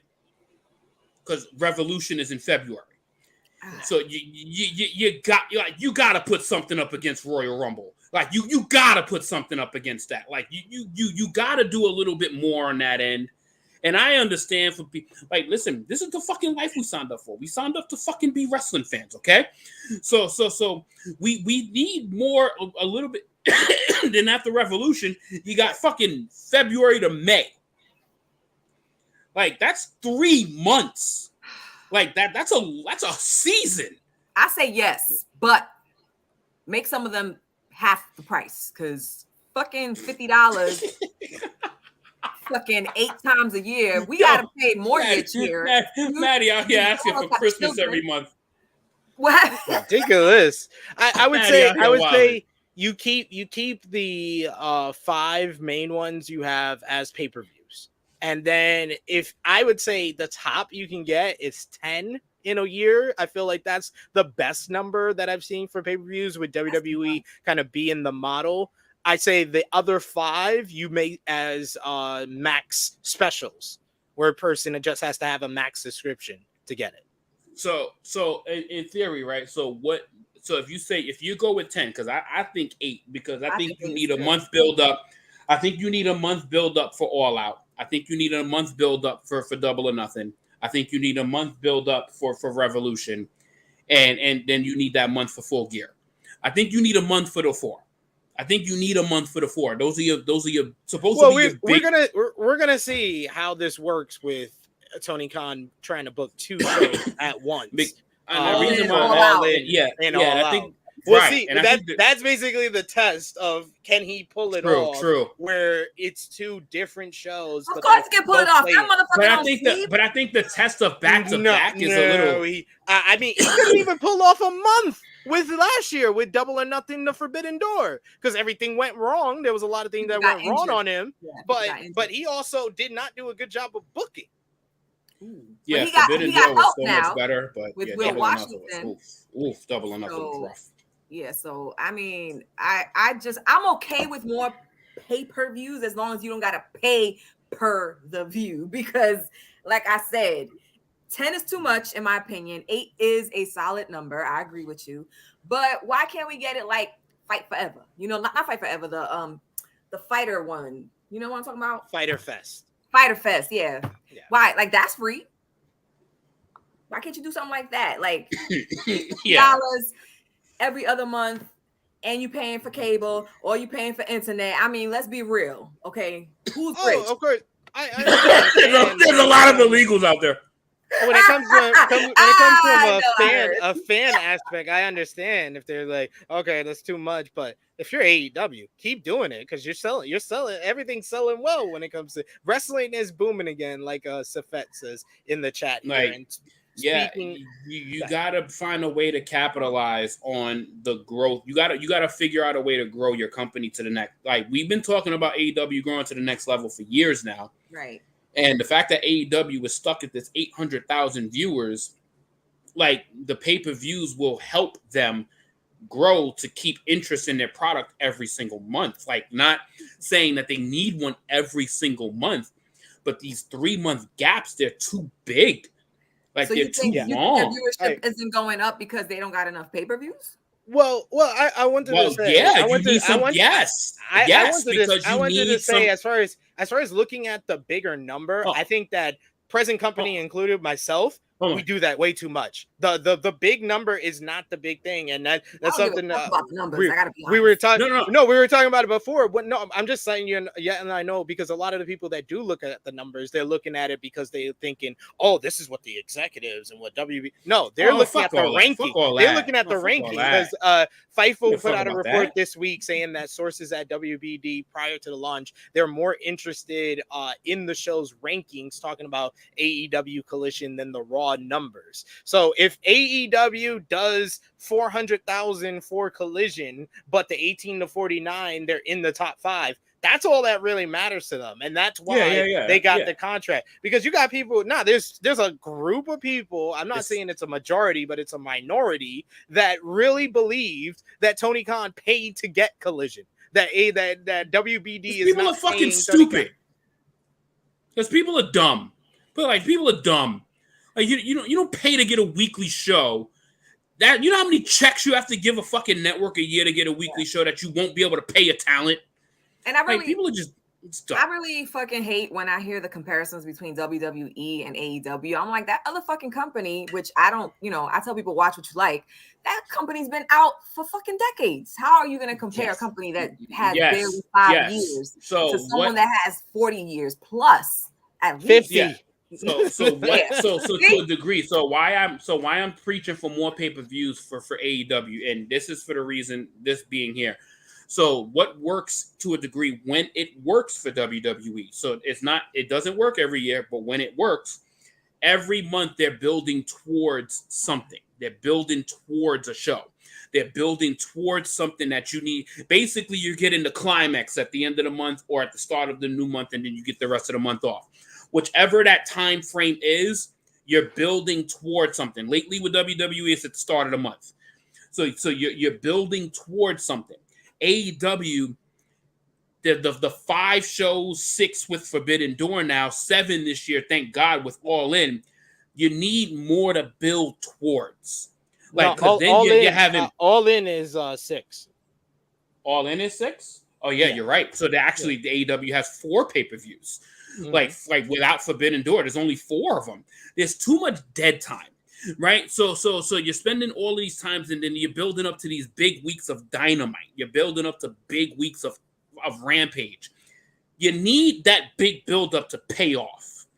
So like you need something like so you have that extra month. So that's why I said I said 8, because those big pay-per-views you need an extra month to build up towards it, so you can do whatever you need to do to build up. But that dead month is where a lot of people tends to fall off. I'm one of those people.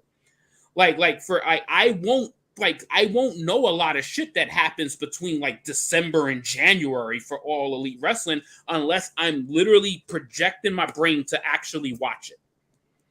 So how many pay-per-views does WWE have in a year? All year, it's 12. WWE has 11. They do too much. They do too much. They do. So they do a this year. I believe it's going to be 11. I count 12 because I count WrestleMania. Yeah, that's actually true.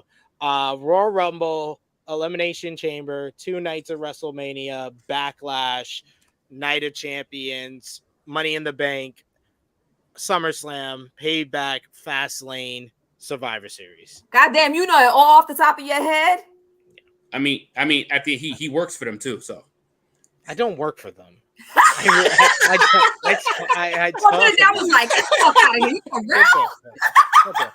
My missus does, but that's a different story. Let me tell you something. If we get a job for WWE, I'm saying that shit loud and proud. Fuck that. Oh well. They won't let me say on this show. No, they won't. The Tru Heel Heat will be canceled. AEW Collision last Saturday before tonight's show. Let's talk about what went down on last Saturday's show. They did 580,000 viewers. The show featured the long-anticipated showdown between CM Punk and Samoa Joe. After 18 years, they were back in the ring in the Owen Hart Foundation men's tournament semifinals, and it was CM Punk who pulled out the win with a roll-up. After the matchup, Samoa Joe feigned showing respect to CM Punk and then choked his ass out before FTR made the save. You also had Ricky Starks staring him down from the entryway because Ricky Starks pulled out the win over Powerhouse Hobbs in the Owen Hart Foundation men's tournament semifinals, thanks in large part to a distraction from QT Marshall and QTV crew, and with Hobbs seemingly pulling away from the crew. We had one of the best tag team matches of the year as Bullet Club Gold, the Bang Bang Gangs, Jay White and Juice Robinson defeated FTR in a superb tag team encounter to earn a 2 out of 3 falls match at the AEW World Tag Team Championships for tonight's show in Calgary. So FTR is back in Canada for a 2 out of 3 falls match, first time since DIY. I know you were mentioning the match earlier. Any extra thoughts of that Bullet Club Gold FTR match, Maddie? As long as there's no spitting, I'm so looking forward to that. Cause I'm dead ass. That was my first comment. I was like, oh, I gotta see 2 out of 3. Please, God, let Jay White keep it all in his mouth because I just can't. But no, on the wrestling aspect, their match was phenomenal. So I know that's gonna be amazing. As far as CM Punk versus Joe happened, come on, let's not pretend that CM Punk is not winning this whole thing.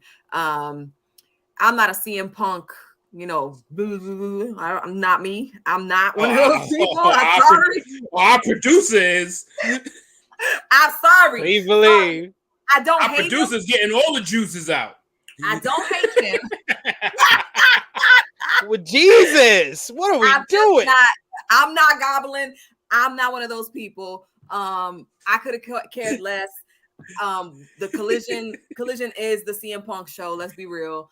And I knew as soon as the Owen Hart tournament was announced and CM Punk was in it, I was like, oh, he's taking it. Obviously, he's taking it. I think Will Hobbs losing to Ricky Starks is bullshit. What? He put balls and shaft in our private chat. I knew he would love that comment. Yes, Johnny. Yes, all of that. Yo. You could take it. Go ahead. Take it all the way. All the way, balls deep, not me. I personally don't care. I think Hobbs should have beat Ricky Starks, although I like both of them. But that's why I wasn't really like 100% invested. I am enjoying the matches. I do think Samoa Joe should have beat CM Punk, but we knew that wasn't happening. So, but yeah, that's just my. That's further. I love it. I don't hate CM Punk. I don't hate CM Punk, but I don't care. We do have a super chat donation. Thank you so much from the Negro Buck Nick Jackson. He says, you guys know that I'm a stoner. Talking about earlier when he said he was going through his hangover and he just needs to smoke some weed. So he's good by now. I'm also a stoner, but I'm on a break right now. He better be sober right now. He's sober by now. We're 2 hours in this bitch. Further expanded on that report from WBD from Fightful, saying the WBD sources note that they expect Collision to rank highly for the Saturday night, similar to how AEW Dynamite has ranked on Wednesday nights for TNT. And the report notes that the sources said they largely consider a top 5 ranking to be a success. For context, the first episode of Collision ranked number 3 in the demo. The second episode of Collision ranked 5 in the demo, but the third episode ranked 15th. This last week's episode did 580,000, and I believe it finished number 4 for the night in the key demo. And WBD sources say they are quite aware that Collision will have tough competition in the fall against college football, and Collision's performance is expected to be a big factor in AEW potentially getting a new rights deal that would be beneficial to the company, and talks are said to be ongoing between the two sides. So very interesting times when it comes for AEW. Maddie, what do you think that AEW needs to do for Collision to kind of be a must-watch show for wrestling fans? I actually thought when it debuted that it was probably the better show. I thought, bringing back Andrade, even though he's an asshole, was a great move. I think Miro coming back was great. I can't wait to see this woman come back, to be honest. And I just, I just feel that everybody tuned in at a high level because it was the debut, but I think 500, 600,000 is where it's going to sit because, that time frame is rough because most people are hanging out at that time. Most people are outside. You've already eaten a whole week worth of wrestling between WWE and Ring of Honor and AEW and Impact. And then Saturday, you're like, oh God, here goes 2 more hours. I watch Collision. Don't get me wrong. Obviously I am not watching any other shows right now, but I think they need a better time frame to make it work better. I don't think the 8 to 10 on Saturday is going to do them any favors going forward. As far as the show goes, it's pretty fucking solid. Like, you got amazing matches. The way they're doing their promos is great. How they start the show with like a promo in the beginning, I think is fucking genius. But I just think their time slot is killing them. That's the same thing with Rampage. The time slot is killing them. I think they're gonna struggle if they can't get a better date and time.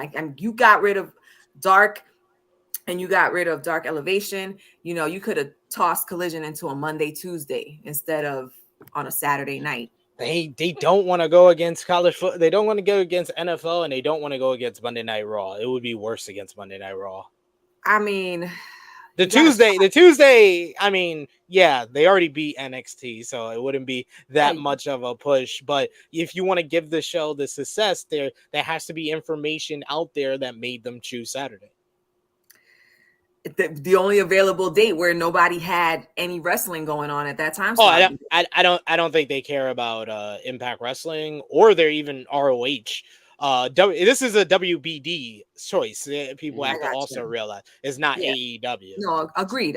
They're the ones making the decision, but I think they're going to see that it's killing them. I really do think that's what's killing them. I mean, if you think about the demographic, the people that actually watch AEW, it's a younger audience, and the younger audience is out having a good old time on Saturday nights. You know what I'm saying? Like, not me. I'm 41. I'm already home. Like, I don't hang out.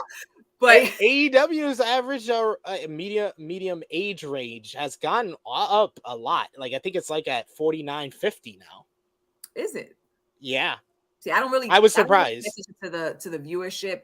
I hate watching or looking at the comments about, oh, AEW only did 500,000 or 800,000. Oh, they're going down. They're gonna burn in hell. And I'm just like, this is why I don't listen to this shit, because it's stupid. But I get it. Yes, exactly. That's how I feel about those type of comments. But I just think they're struggling, especially because they're on TNT and TBS, where so much basketball happens. So once the NBA comes back, you're always competing against something. So they just got to find a better slot, I think, and then maybe their viewership will go up. Because I don't see how you can improve Collision right now. I think it's the better show compared to Dynamite. Yeah, I think they just have to continue what they're doing, and they're going to go through the highs and the lows with this time slot, but it's doing well so far. It's got 3 out of the 4 weeks. It's ranked in the top 5 in the 18 to 49 demo. So that's what that's what WBD is looking for at the end of the day. Yeah. But watch it tonight, 'cause it's going to be good.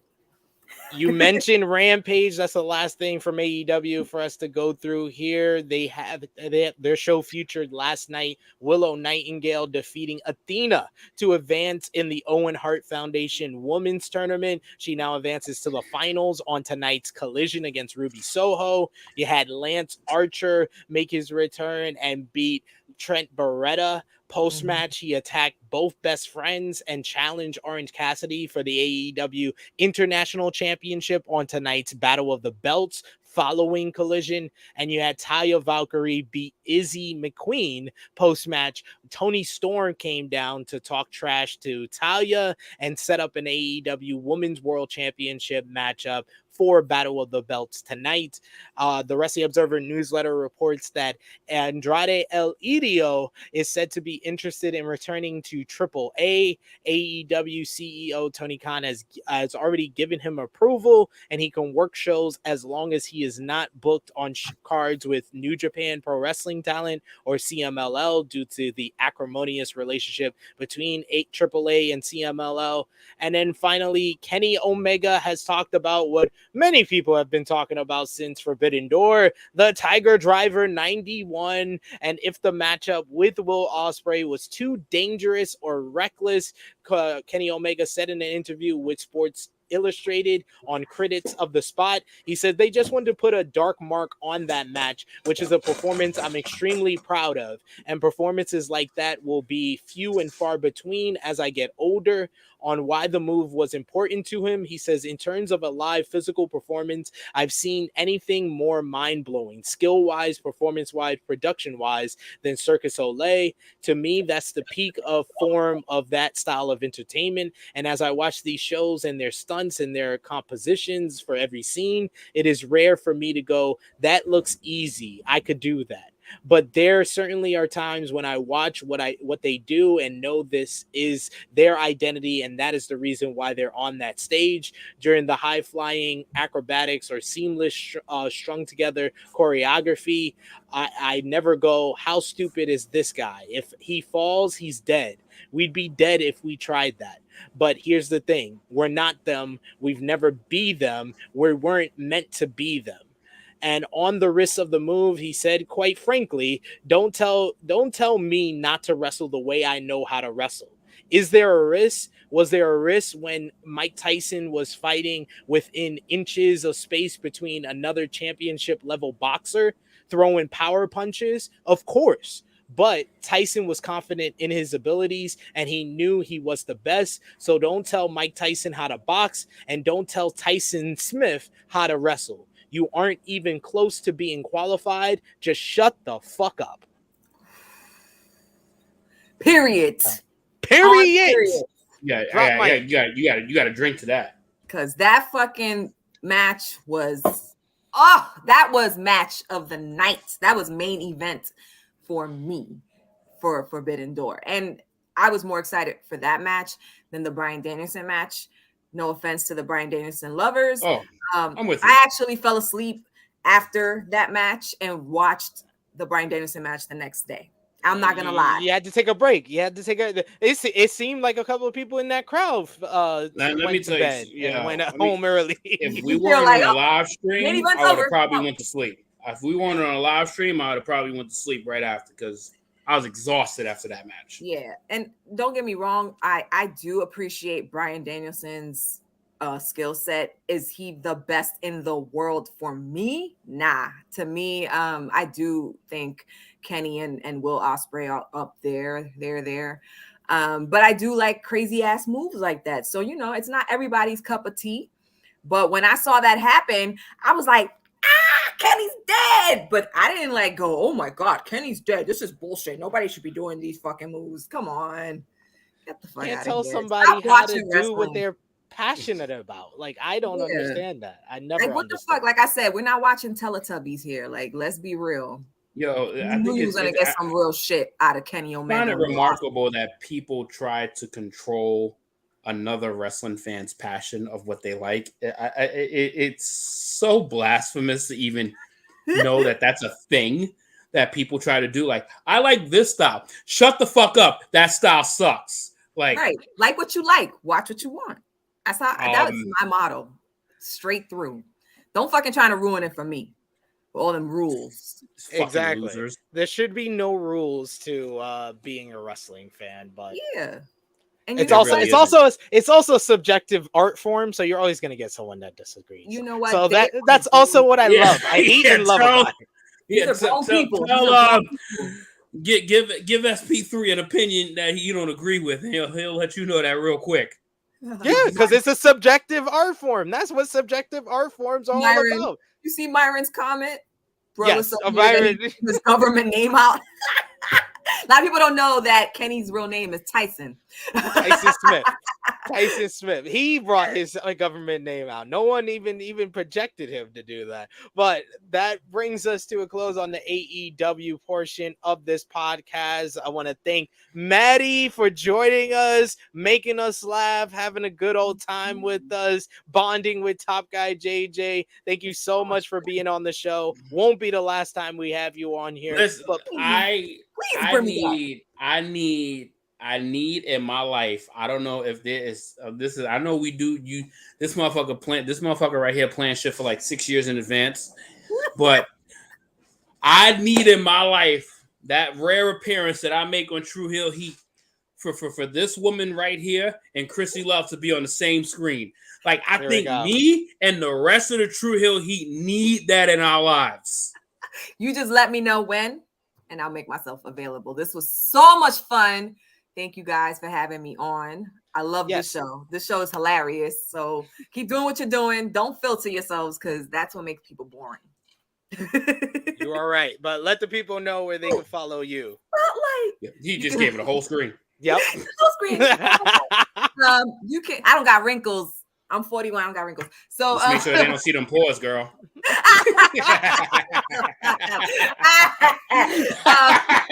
and don't let them see the sticky haha. I don't wear makeup. All right. So follow me on Twitter at Top Rope Squishy, and it's the same thing on YouTube, Top Rope Squishy. I go live on Thursdays at 7:15 p.m. Eastern. So be there. And I got something called the hot seat, which everybody likes to watch. So I actually put my guests on a hot seat, which people find pretty fun. Right here. This guy right here. I gotta get you guys on. I need an invite to that. I need an invite to that. Yes, shit. Definitely. We'll break the fucking internet with that shit. I'll send it in the DM. It gets pretty ratchet during that period. Got people in the chat, yo. Maddie giving you love, saying episode of the year right here. Thank you guys. Love you guys. I love y'all. Yes, I would love to be back on. So just hit me up. And we definitely will. Thank you. Thank you so much for joining Maddie. us, Maddie. We will have you been back amazing soon, for sure. Thank you guys. Enjoy the rest of the show, y'all. Take care. Later. Bye. No pressure on us. Oh God, it's just us two now. No pressure on us now. No worries. We do have a special guest that should be arriving. They showed up early and then they dipped and then they didn't come back in time. So funny how that works. I mean, it happened to be only fucking 2 hours in. That's it. You know. To be fair, we only did do the allowed hour and a half on AEW that I thought he did. I just didn't account for 35 minutes of Top Guy JJ talking about stinky ha-ha. Stinky ha-ha. Stinky ha-ha. Stinky ha-has. Sticky ha's. WWE time though. We got to talk about, since we talked about Rampage, we got to talk about Smackdown from last night, which didn't feel like the exciting episodes of Smackdown. And I'll give you one hint of why. No Roman Reigns. But it did feature Jey Uso being confronted by Paul Heyman and Solo Sikoa, who attempted to blame Jey for what happened to Jimmy last week, knowing that it's Jey's weakness is someone hurting his brother and him having no control over it. This leads to a huge brawl where Jey attacks Solo. He gets him out of the ring. He's left alone with Paul Heyman, and we get a big reaction for that, and he lays out Paul Heyman with a super kick before hitting Solo Sikoa with a steel chair. Very cathartic moment with Jey Uso getting that super kick on Paul Heyman on the show, standing tall. You also had Santos Escobar beat Grayson Waller, Butch, and AJ Styles in a very fun Fatal 4-Way matchup to advance in the United States Championship Invitational Final. Another Fatal 4-Way will go down next Friday, with the finals being the following week. You also had Bayley beat Zelina Vega. Post-match, Shotzi played a video of her cutting her hair off to retake control because she's so out of control. All this stuff about control because she's facing damage control. And Bianca Belair defeated Asuka via disqualification when Io Sky and Bayley attempted to get involved. This led to a big brawl where Charlotte Flair came out. She attempted to spear Io, but wound up hitting Bianca instead to end the night. But yes, a lot of stuff on this episode of SmackDown. So to get into some WWE stuff and to even do our predictions for later on in the show, we got a very special guest with us. He's a huge pro wrestling fan, as well as has his own YouTube channel. He's been on the channel before on our watch along. It's the Juggernaut. It is Justin. What's going on, good friend? What's going on, guys? Sorry, I had to deal with some issues This a little bit guy. ago, but hey, I'm finally here. I'm finally You're here. You're Look at here. this guy. What up, bro? What up, guys? How's it going today? I'm not used to having company with a fucking logo over their heads, but you know. Look at that. Thank you for stealing my shit, but you know, I appreciate you. Chiefs versus Titans right here. Justin, I tried my we don't best. want to talk about that last year. That was we don't want to talk about that. I try my best with the introductions, but please introduce yourself. Tell the people what you do and where they can find you. So yeah, you guys could check me out. My YouTube channel is Juggernaut097. I do a lot of wrestling content on there. I do reviews. I do predictions on there. I do even retro reviews. So if you guys like watching old stuff, you guys can go check that out. And I also do reactions as well. I'm going to be starting doing those more. But yeah, definitely go check me out. Juggernaut097. And you guys can also follow me on Twitter and Instagram at the True JSB. And I'm so happy to be here again. I love coming on Tru Heel Heat. Nah, we're happy to have you on. Thanks for joining us here on the Flagship podcast. Any thoughts, any comments on last night's WWE Smackdown? Asuka, Bianca Belair in the main event, Jey Uso being confronted by Solo and Paul Heyman. What did you think, Justin? So I caught some glimpses of SmackDown a little bit. I saw that, the whole stuff with the bloodline, with, Paul Heyman getting super kicked. I thought that was some great stuff that was going on there. I even liked the main event with Bianca and Asuka. I thought that was good. And even the attempt of the cash in. I mean, I knew that she was going to be cashing in because if they have EO try to cash in on that, it's just going to be a very messy situation. But I like the tease of it. I thought it was pretty cool. But I definitely see, there's definitely going to be a triple threat match at SummerSlam between Charlotte, Asuka, and Bianca. And what was the other thing again? The other segment? The other segment was the Fatal 4-Way. Oh yeah, the Fatal 4-Way. Yeah, I didn't really catch that much yet. Who ended up winning the match? Was it Santos Escobar? Santos Escobar. Yeah, it was. Yeah, it was probably the match of the night. Probably. Yeah, it was a fun match. Yeah, I'm gonna have to go check that. I'm gonna have to check that match out later. What did you think? Any highlights, lowlights from last night's SmackDown, Top Guy? Yeah, I see that they're trying, and I appreciate them trying, to see what it looks like with Jey Uso in the spotlight. I think they're giving it its shot. They want to see what it is with no Roman Reigns involved to see what it will look like if we have this show anchored around him. And, based on these lame ass US crowds, they were actually not bad. They weren't bad. So it was kind of lukewarm. So I think a lot of this is kind of crowd checks to see how they're responding to the work that they're doing.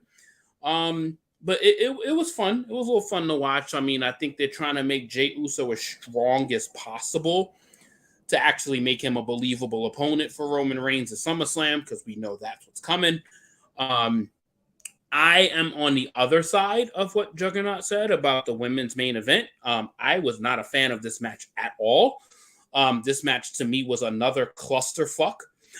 This just had too much shit going on, and the sloppiness of Bayley holding this briefcase for Io Sky is just getting messier and messier by the week.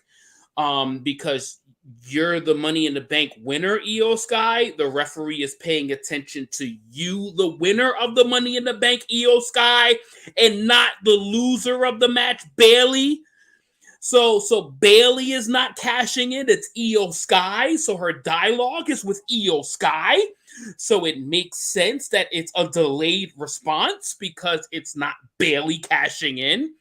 So I think at some point the frustration of Io Sky is going to come over ahead and just say, give me my briefcase, you bitch, and I'm going to do this myself because it's taking way too long. And the rematch that Bianca Belair has waited months for, the one-on-one rematch, ended in garbage. Like the whole, like it ended with all of this dumb shit happening. Charlotte fucking like this barefooted Charlotte actually trying to make us believe that those kicks is gonna hurt somebody. That shit I'm not with. I need some fucking boots on there because them shits, them shits ain't hurting. But that, and then the collection of her spearing Bianca by accident. And it's just too much. It's too messy. Like, too much to process. Like you didn't even say the big issue with the whole premise for the shit. Why do Charlotte and Bayley need tickets to the show? They're wrestlers. So they've done this. Apparently, they've done this. I know they did it with 3 Charlotte. times already. I know. And they did it with Bianca a couple. Yeah, they did it with Bianca where she had. So apparently, they're making this a thing. That for her to have access to the front row, so she won't be banned from ringside. This is the dumb shit that they want you to believe. So she won't be banned from ringside. They have tickets to the show so they can be at ringside.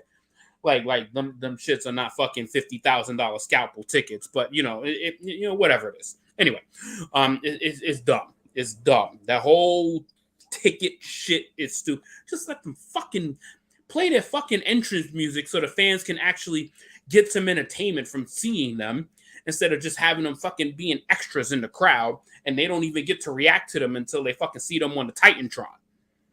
Because most of the people that's in attendance won't even see them until they see them on the big screen. So at least let me enjoy their fucking entrance on the Titantron. Fatal 4-Way was fun. I really enjoyed that match. That match was really fun. Really fun. So overall, solid episode. I mean, it again, it's gonna completely feel like a different show when Roman Reigns is not on it. Because obviously Roman has his every other week schedule, so he always takes a week off. He's on 2 Smackdowns a month. I think if you haven't realized that by now, then you're just not paying attention. So he'll be on next week, and obviously shit is gonna pick up. But they did bad. They didn't do bad with him not being on it. Didn't promote Roman Reigns returning. Thank you. Oh, WWE. him returns. Thank God for that. Yeah. Because this whole Roman returns shit, it's not a return. It's not a return. You literally just missed 1 day of school.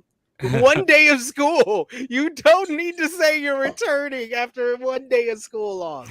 Yes, you can use his name in reference, but stop saying he returned. He's not returning. Y'all know y'all motherfuckers gave him 2 dates a month on SmackDown. Stop fucking saying he's returning. And this is the thing that I think we need to accept, and we need to start having serious conversations about why SP3 was right all along, and that Triple H is not very good at booking women.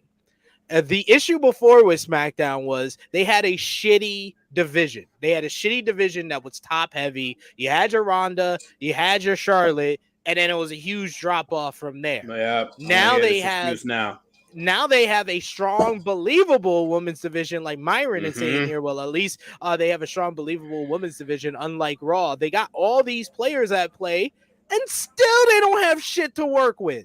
Bianca Belair feels like she's stuck in a holding pattern. You got Charlotte Flair, who's a heel character who WWE expects you to cheer because everything she does has a level of selfishness to it. Asuka is the most likable person in this whole scenario, and she's the heel. She's a heel. She's a heel champion. Io Sky is very likable as well, and she's in a heel group with Bayley. Yeah. Shotzi wasn't doing so well as far as in ring and having good matches, so they made her shave her head, or not. I know she shaved her head as a form of solidarity. She's a face that no one gives a fuck but about. It's very cool. She shaved her head as a form of solidarity with her sister. Could y'all let me? I'm trying to say something sweet. Y'all keep interrupting. Because I think the purpose of what you're trying to say is that nothing what they're programming is happening the way they're intending it for it to be. Mm-hmm. And I think they just need to accept that. Yeah.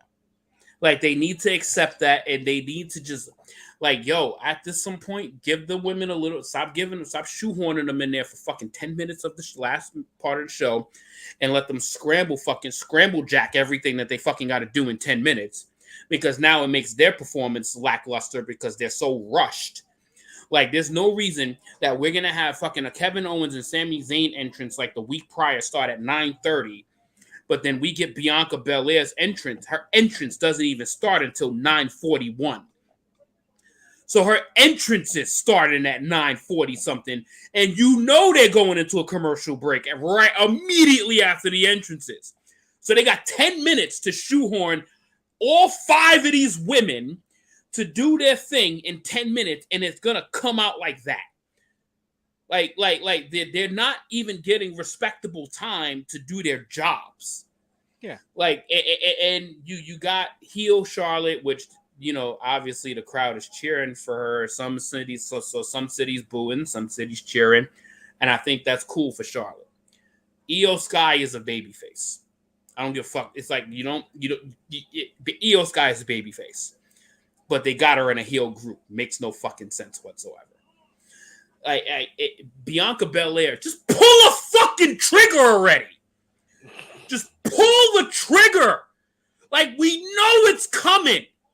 Like, we know the heel turn is coming. Just do it already. Like you guys are just holding out this last bit of hope of knowing that she's this women of the women's division and this women of the girls and all that. If you're gonna fucking do it, just do it already. And stop this fucking elongated bullshit that we've been waiting for pretty much since WrestleMania. Like we're about to be at SummerSlam. And that's what I said. She's been stuck in a holding pattern for like the entire year. This started when she was the champion. She was in a holding pattern, and nothing has changed since losing the title. That's the bigger issue. But and let's just randomly, in the middle of all, let's just randomly throw in the Street Profits and the return and Bobby Lashley. I didn't even put that in my notes because I just randomly forgot it. I forgot it. But yes, Bobby Lashley returned on this episode of SmackDown, and the Street Profits were waiting for him, and he said that they need to talk. So do you think it's going to be Hurt Business 2.0, Justin? Oh, God, I hope not. Please don't. Please leave the Street Profits and Bobby Lashley far apart from each other. I do not want to see that. No, please. It's happening. Please, dear God, no. It's happening. It's happening, ladies and gentlemen. It's happening. Apparently, there's some association to them, and I hope it's not Hurt Business because is just like they just really just are like, yo, they're just trying to find shit for anything that's not Bloodline. Like, if it's not Bloodline, there's no thought process in any of these storylines. Nope, not at all. And that's the common denominator in WWE. If it ain't Seth, if it ain't trying to make something of the Seth Rollins championship, world championship run, if it ain't the Bloodline, just fuck it and let's see what works. Just throw at the wall, throw shit at the wall and see if it sticks. Yeah. Brian Pillman Jr.'s time in AEW is at an end, according to a new report. PW Insider reported on Tuesday that Pillman Jr.'s deal with AEW has expired and he's left the company. He first competed for AEW at Double or Nothing 2019 and was a member of the Varsity Blondes alongside Griff Garrison. He last competed for the company in May, and now he's fresh off of his exit from All Elite Wrestling. He has reportedly trained at the WWE Performance Center since then. The Wrestling Observer newsletter reports that Pillman trained at the PC on Thursday, which Fightful has also confirmed. Fightful Select has confirmed that he was at the PC and was seen by several people. Sources in WWE have not confirmed that as of yet, and he is not signed. The report notes that Pillman is doing something akin to get to know you situation, and WWE was immediately interested in Pillman when he was available, and that while WWE has been keeping details around people they bring in close to the vest lately, Pillman was in plain sight of several at the PC, and Pillman has yet to comment on his AEW exit or his appearance at the PC. Now, imagine if I told you at the beginning of 2023, WWE would be like, hiring freeze. No Jay White Tamatonga. No Hikuleo. No Nick Aldis. We got a hiring freeze. And then 4 months later, they say, Brian Pillman Jr., come on down. Come on down. Go. Ain't no hiring freeze for you. Makes perfect sense. Ain't no hiring freeze for you.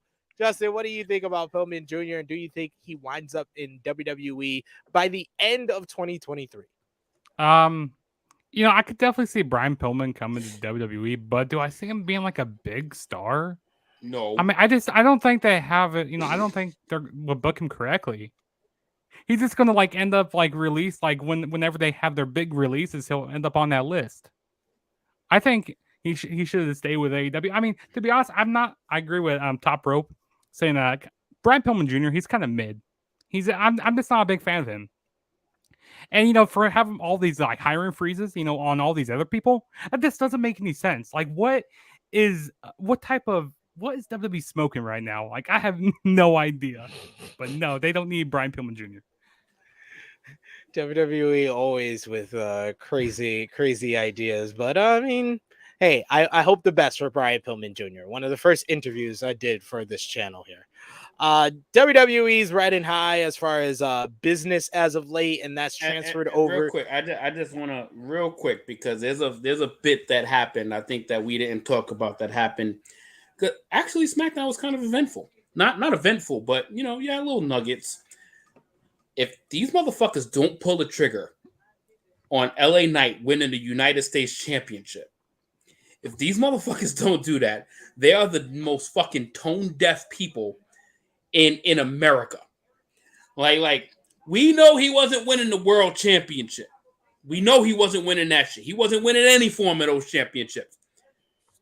But you got lame ass Austin Theory there that hasn't done jack shit since holding that title. It's been god awful, and he was god awful on fucking commentary as a guest. He's the exact opposite of LA Knight. And he is dog shit. You got one of the hottest things going in the entire business right now. Mid-card title is perfect to fucking try to do something to elevate that bitch. Just saying. I mean, because the reason we didn't bring it up in the SmackDown thing, because it wasn't that big of a deal. And we'll talk about it more when LA Knight wins the 4-way next week.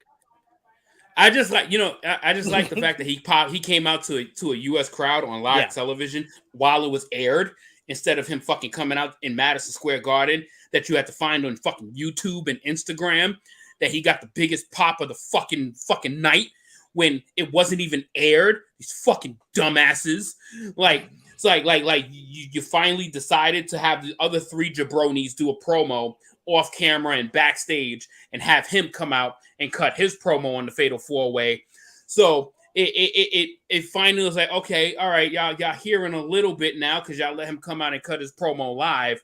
Y'all better fucking finish this job. Y'all better finish this fucking job and at least tease these motherfuckers and have him win this Fatal 4-Way next week, because if he don't, and one of those other three fucking bums win it, and they're not bums, but in this scenario, they're bums. In this scenario, the other three are bums. I think LA Knight's gonna win. He's gonna probably beat Santos Escobar, because I don't think Santos versus Austin Theory is that big of a matchup for SummerSlam. So last bit of WWE, or two last thing before we get into Raw this week. WWE stock hit a new all-time high on Tuesday. The stock closed at $111, marking a new closing high for the price, as it rose $2 from the previous closing price, and that eclipsed the previous high, which was on April 21st. So WWE's riding high for stock, merchandise, live events, but also ratings. And that brings to last week's SmackDown, that did a huge rating off the bat of the Tribal Court segment with Roman Reigns, the Usos, Solo Sikoa, and Paul Heyman. The show did a huge number, the highest rating for an episode of SmackDown since the SmackDown after WrestleMania, 2.561 million viewers per WrestleNomics. The demo rating marks the highest point since the Christmas Day 2020 show. It scored 1.96 demo rating with an NFL game as a lead-in. The audience was the best since the June 2nd episode, which drew 2.563 million viewers, and SmackDown top broadcast shows for the night in the demo. SmackDown is averaging 0.611 demo rating and 2.342 million viewers in 2023, which is up from 2022. And Fightful Select notes that WWE officials are very happy with the numbers for last Friday's episode of SmackDown. And according to Dave Meltzer on Tuesday's Wrestling Observer Radio, there was a lot of concern or debate backstage over how long the Bloodline Tribal Court segment ran on last week's show. There was concern going into the segment that if going over 30 to 35 minutes for the segment was quote unquote overkill. However, it seems with the high ratings for last week's show proved those doubts wrong with regards to the Bloodline storyline, which continues to be very popular, and the ratings reportedly continue to grow for the segment as it progressed. So got to ask this question since we got Justin on here. It's a question I've been asking across multiple different platforms. Where does the Bloodline storyline rank for you as far as the greatest WWE storylines of all time? Because I think there's no question now, especially with these ratings, what they've done for, live event box office, premium live event box office, even the stock price, like we previously talked about. The Bloodline storyline is probably the most successful storyline in WWE history. But is it the greatest in your opinion, Justin? I mean, we have had a lot of great storylines over the years. But I wouldn't necessarily say it's the greatest, but it is but with this, it's been really successful. I did have to agree with that, but I wouldn't say it's the greatest storyline, no, because there's been everybody has their own opinions in wrestling and stuff, what the greatest storylines are. But yeah, this definitely isn't the greatest, but it's definitely successful. Yeah, I agree. What, in your opinion, is the greatest? I would say The Rock and Stone Cold. Back in the Attitude Era. I mean that's what a lot of people go with, but yeah, that's still the most successful. I mean, and that's the most successful time in wrestling. Period. Wrestling, and that's why wrestling is so popular to this day. So I mean, I have to go with The Rock and Stone Cold. What about you, Top Guy JJ? Where do you think it ranks now? You're muted, sir. Oh yeah, my bad. I was talking to something. This is easily the greatest wrestling story in the history of WWE. This has been going on for almost 3 years now. The fact that it's been going on for this long, and the people that is involved and what it has done for Roman Reigns and what Roman Reigns has done for this story, it's the best thing that story-wise. This does not say in-ring work. This is not the best in-ring story because, they have good matches, but this is not the best in-ring. But outside of the ring, yes, this is the best story they've ever done because of the people, the amount of people that's involved in it, the amount of stars that's involved in this, the fact that you have Roman Reigns, you have the people like Solo Sikoa has fit into this so perfectly.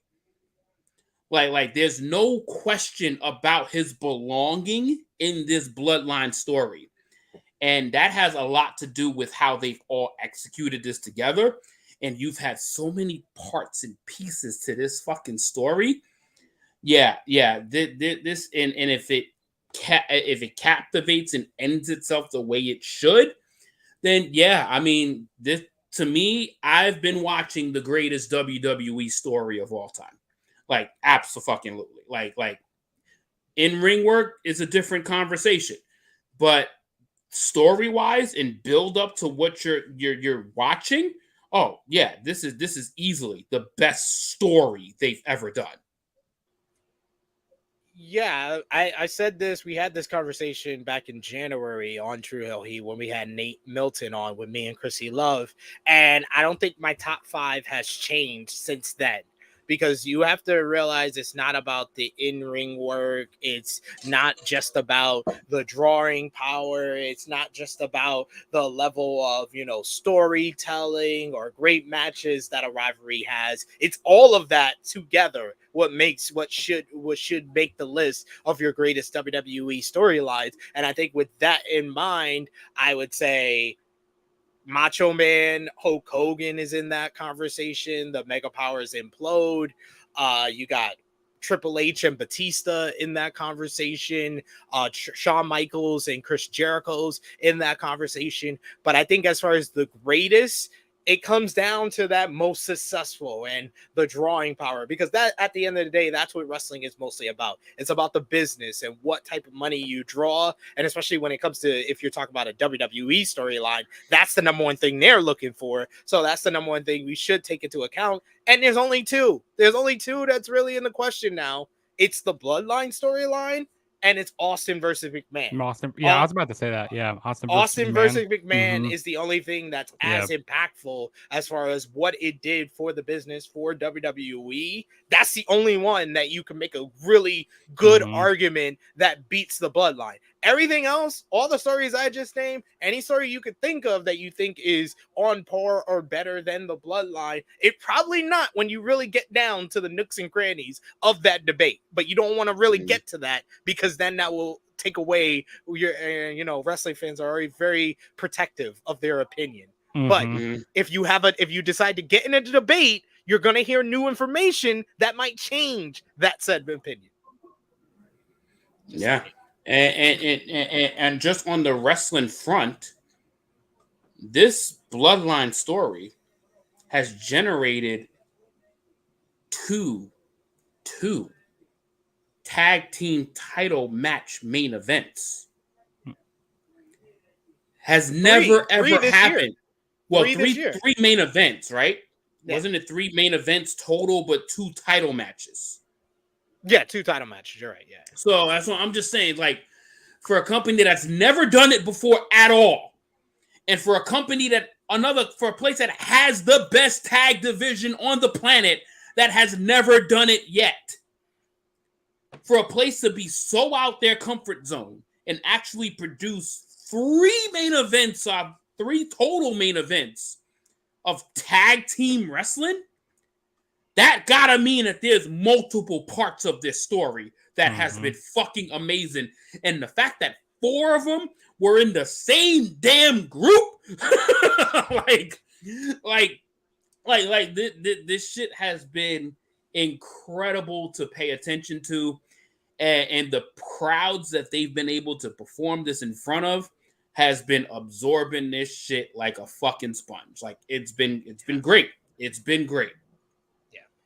Definitely agree with Romeo in the chat saying Undertaker versus Kane, a top 1. That's in the top 10 for sure. Top 10 for sure. Yeah. For sure. But I can also go through all the other rivalries, and I can tell you what's wrong with them. And if you told me Undertaker and Kane, I was like, all the matches suck. Anyway, Raw this week. Literally they did all of them. All of them. Literally all of them. The best one is WrestleMania 14, and that's not very good. And that's a 2.5-star match at best, probably. 1.809 million viewers for Raw this week. The show featured the Judgment Day defeating Sami Zayn, Kevin Owens, and Seth Rollins in a good trios main event. This followed Rhea Ripley trying to mend the fences between Finn Balor and Damian Priest throughout the night, and eventually getting them on the same page to get the win in the main event. You had Cody Rhodes challenge Brock Lesnar to a 3rd match at SummerSlam. You also had, speaking of challenges, Ricochet challenge Logan Paul to a match and brawled with him afterwards. You also had Zoe Stark getting a win over Becky Lynch on the show, thanks to an assist from Trish Stratus. Not the biggest noteworthy show, but more of a focus on the Judgment Day. What did you think about the Judgment Day drama going on Monday Night Raw this week, Justin? And do you think that it might be a case of wrong timing, since we're dealing with everything with the Bloodline right now? Yeah, I like the stuff that's been going on with the Judgment Day. I definitely see the cracks, starting to form with Damian Priest and Finn Balor. I definitely see maybe Damian Priest, leaving a group or something, because he definitely has a lot of star written all over him. I could definitely see a world championship on him. And yes, I do agree that this is kind of at the wrong time, because everybody's more focused on watching what's going on with the bloodline. Even though this feud is really good over here, I like the stuff that's going on with the Judgment Day, because like a year ago, the Judgment Day wasn't as over as they are now. Like they are so much over here.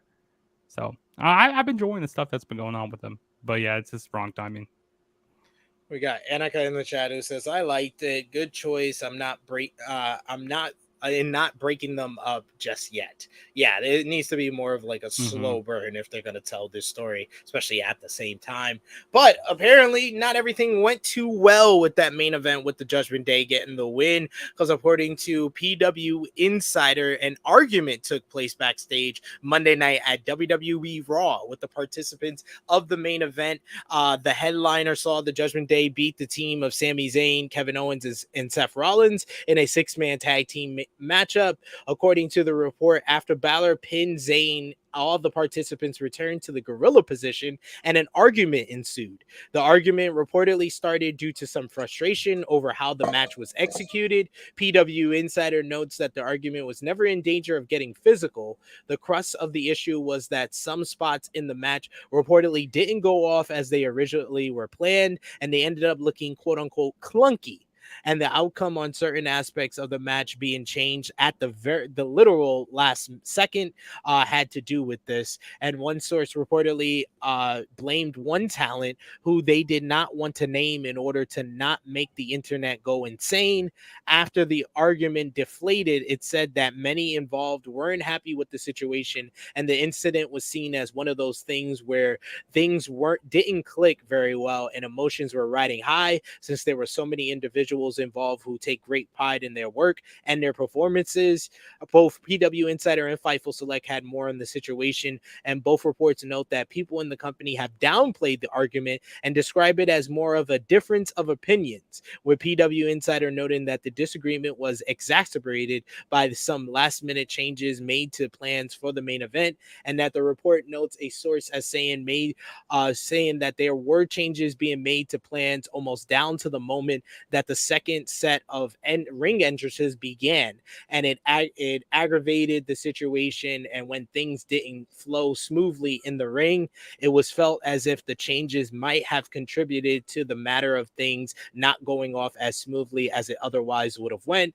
And that source noted that they believed that it wouldn't be an issue that continued beyond the argument, and that with the company doing great business right now, everyone is being particularly sensitive in terms of making sure the momentum keeps going, which will lead to butting of heads over the right course for individual segments and matches. And Fightful Select also noted that Kevin Owens almost left immediately after the matchup, as he had other obligations, and that Rollins was hit pretty hard at one point during the matchup, and there's been no word of anything else unusual aside from parties being frustrated over the match.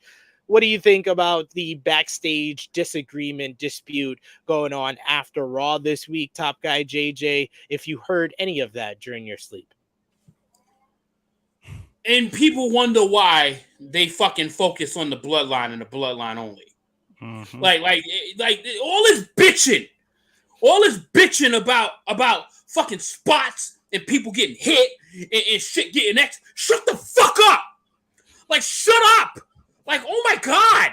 Like, yo, for 3 years we didn't hear an ounce of this bitching in this bloodline story whatsoever from anyone.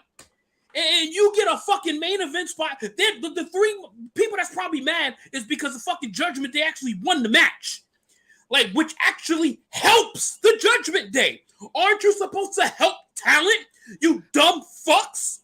Like the Judgment Day needed this win.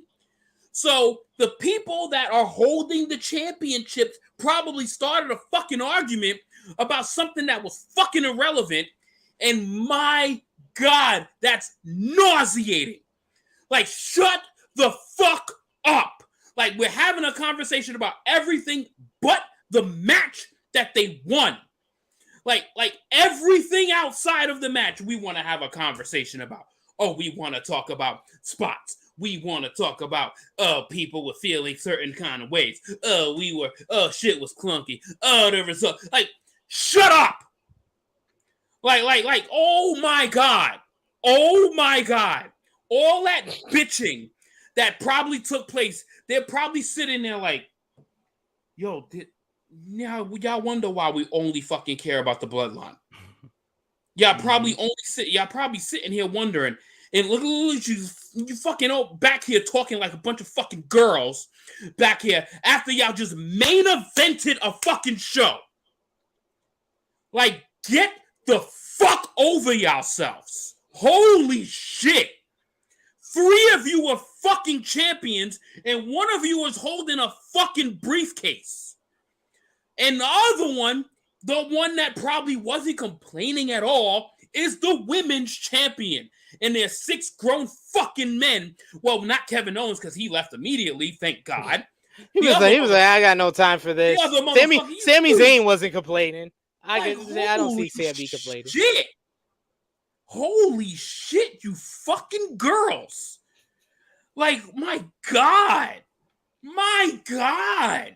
And y'all want to be the fucking anchors of a company, and y'all bitch about Roman Reigns being on TV every other week, and you motherfuckers get the chance, and this is all y'all do is y'all want to bitch about spots and fucking things. Shut the fuck up, by all means. Tell them how you really feel. Done. Tell them how you really feel. A new report from PW Insider has revealed additional details on Carlito's status with WWE. There was reports that he was supposed to be at SmackDown last week in Madison Square Garden, and while the wrestler was initially slated for a return at some point last week, he was not backstage during SmackDown. Sources indicate that he had traveled to the same region of the country for WWE over the weekend. However, was spotted in Pittsburgh, where much of the WWE medical team is located on Sunday. According to a WWE source, the Bloodline's work on SmackDown would have stolen the spotlight had Carlito's return been scheduled for the same show. So trying to split focus onto LWO events as well would have undercut the episode. So saving Carlito for a rainy day or a day that isn't centered around the Bloodline seems like a right decision. Finally, though, WWE, that means you need to debut him on Raw. No, he's going to be with the LWO on SmackDown. Right, but every week it's about the Bloodline. Not every week is Roman's there. That's the thing. Yeah, just have him when Roman isn't there. Let's have him on one of those Roman absent weeks. Yeah, exactly. While we just spent the fucking majority of talking about SmackDown. I mean, that's the shit that the rest of the Bloodline did. Yep, on one of those off weeks, this would have been a perfect opportunity for someone to have a breakout moment. You're right. We probably won't talk about the Fatal 4-Way match. We'll probably talk about Carlito's debut. Cool. Pretty sure. We'll talk about LA Knight winning. That's it. The NXT this week, they did 671,000 viewers, so a big bump this week. The show featured the Judgment Day invading and causing that big bump in the ratings, and then going on to defeat Carmelo Hayes and Trick Williams in a good main event matchup. You also had Dominic Mysterio challenge Wes Lee to a North American Championship matchup for next week. Stax beat Joe Coffey to get a shot at the NXT Tag Team Championships and free the Dawn from prison. You also had Tiffany Stratton beat Ivy Nile. Post-match, the Dyad offered her a spot in their group, and we saw 2 masked members who looked conspicuously like the Creed brothers. And you also had Chase U defeating Charlie Dempsey and Drew Gulak thanks to Thea Hale putting a Kimura on Gulak on the floor. And one note of news before we wrap up our WWE portion of the show: several people in WWE are keeping their eyes on the potential SAG and AFTRA strike. According to a new report, the Actors Union is in negotiations with the major studios with a deadline set for Wednesday night at midnight, and it is believed to be likely a strike will take place as the two sides are still haggling over issues like higher wages, increased residential payments, and protections around the use of AI. If the strike does happen, it will mean that the the actors will be on strike alongside the WGA, and marking the first time in 63 years in both actors and writers are striking will largely shut down Hollywood. According to PW Insider, a number of people in WWE are waiting to see what happens and have noted that the strikes could well benefit WWE. An actor strike would mean that actors could not promote new films while network shows would have to go on reruns. This will likely benefit WWE, who will be able to carry on without interruption. And sources in the company noted that the Bloodline segment from last week's SmackDown brought in 3 million viewers, which was the most watched in a long time and drove more people to watch. Wrestling is live and does not have ties to unions, so it will become more valuable to networks as they try and find new original content during the strikes. So this could also benefit AEW as well. This could have come at a better time for both WWE and AEW. They're negotiating TV rights deals at a time during an actor and writer strike. This is like a magic cove for these wrestling companies. What has happened to society in 2020? Like what? Like, oh my, yo, you know what? Oh, I don't know. Maybe this is a topic for another day, another discussion. I mean, most of the stuff you say on the show is this level of entitlement that people is carrying this day and age. For I deserve this, I deserve that, I need this, I need to be equal to that.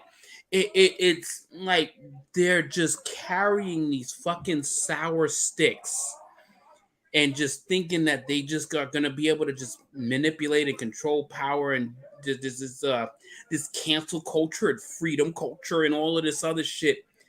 Dude, this shit is nauseating to see. Like, being in front, like being out and seeing all of, like, that's why you think I try to pause as much as possible, and all because the sensitivity of our society today. Holy shit. It is terrible. It is terrible. Maybe cursing might get us fucking canceled off this show. You fucking bums. What type of mood are you in today? like, my God. Like, I'm just, yo, there's always somebody complaining. Like, there's always someone complaining. Like, when there's real shit and there's all this crime happening and all this fucking shit happening to random people out of nowhere, and you got the fucking crime numbers are skyrocketing in these fucking places, and I want equal pay. I want this. Like, yo, I'm telling you, bro, this shit is head sickening. Just yo, go outside of society for about a week on Wall Street. It'll hurt you. You will be hurt. Your brain will be fucked. NJPW G1 Climax 33 tournament kicked off today. I'll just run through the results of the first day because we got to do predictions at the end of the show. But if you want to skip this part, just pause right now and then skip ahead, press live 30 seconds later.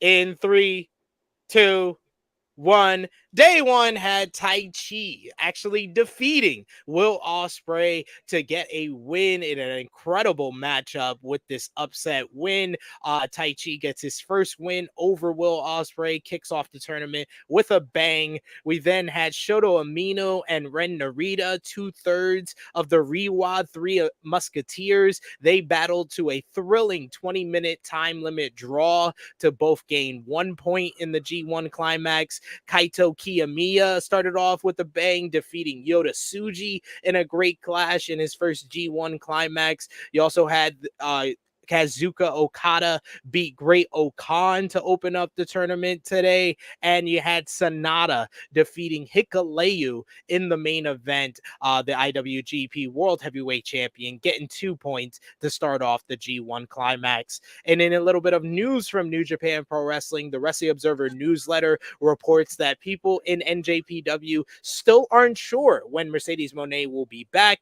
Even those who are usually aware of such things aren't aware, or Mone was injured back in May at NJPW Resurgence, and it's believed she hurt her foot or leg. And the current plan when she does return is a New Japan Strong title match with Julia. If that happens, the title may change hands, as it was created specifically for Mone to defend at US events. But good start to the G1, a great day, some great matches, especially that Ospreay Tai Chi, but we won't be able to use that for matches of the week this week because it goes from Saturday to Friday. But I can tell you already, Tai Chi and Ospreay will be on my list next week. But ROH TV on Honor Club. The show featured the Mogul Embassy defeating Matt Seidel, Christopher Daniels, and Darius Martin to retain the ROH six-man tag team championships. You also had Dalton Castle beat Tony Nese, while Sean Dean lost to Shane Taylor for both Castle and Taylor to advance in the ROH TV title eliminator tournament. Those two men will go at it next week on the show. Castle and Taylor, and the winner of that matchup will face Samoa Joe at ROH Death Before Dishonor, which is actually next Friday. Did anyone on screen know that ROH Death Before Dishonor was next Friday? Nope. I actually did know that because I mean I don't watch Ring of Honor weekly. Also, I'm really happy about Ring of Honor. They've been cutting down like the times or how long their run time is. Because I remember a few weeks ago, there was a 2-hour show I was watching. Like, Tony Khan, what are you doing? You got 10 matches on here and the show is 2 hours. I mean, there's a point in time where you can do that. And Ring of Honor isn't all that big like it used to be. I feel like Ring of Honor is just basically right now, it's just they're putting on great matches and stuff, but it's not a lot of people care about it. And they're not on a big network and stuff, which, kind of hurts Ring of Honor a little bit. But cutting it down to an hour and 30 minutes is so much better than watching 2 hours of Ring of Honor, or even less. So, but I gotta say, Ring of Honor has been improving as of late, though. Yeah, I like it when it's a lot more digestible. Like it's been the last 2 weeks at an hour and a half, but yeah, it just doesn't feel important. It feels like it's ROH dark more than an actual standalone company, which it's unfortunate.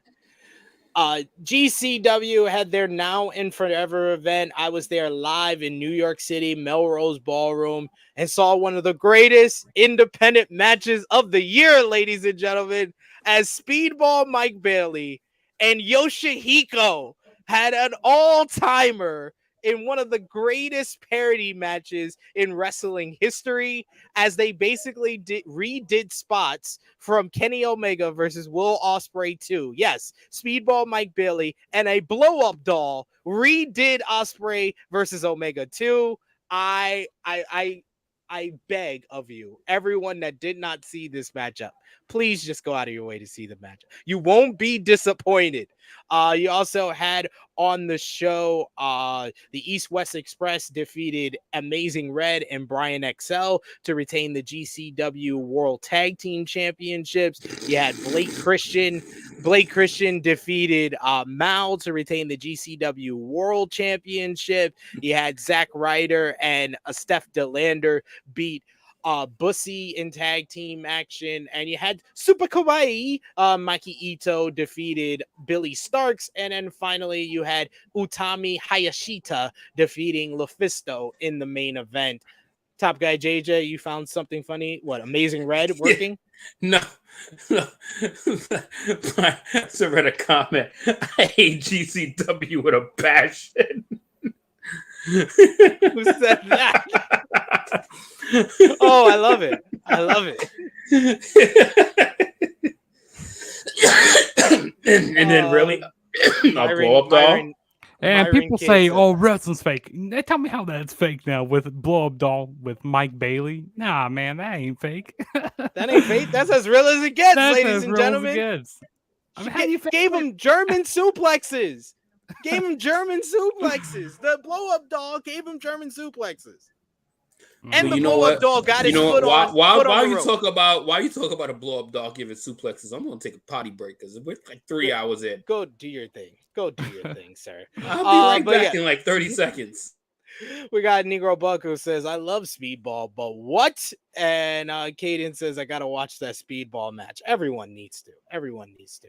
Finally, last thing that we missed was Impact on Access TV. And speaking of Speedball having great matches, he had another excellent matchup this week against Kevin Knight. Excellent encounter on Impact on Access TV. You also had Zachary Wentz beat Chris Bay thanks to Trey Miguel. And you also had Deanna Purrazzo defeated Jody Threat for the Impact Knockouts World Championship. Post-match, a huge brawl broke out with all the women involved in the Impact Slammiversary pay-per-view tonight on pay-per-view. So that was a real good one. And then Trinity and Deanna got into a brawl to end the show. So nice little hype for the go-home show for Impact on Access TV. We're going to be giving you our predictions for Slammiversary. But first, we got Chrissy Love's favorite segment of the show, which is Match of the Week. This is when we, the hosts, our special guests,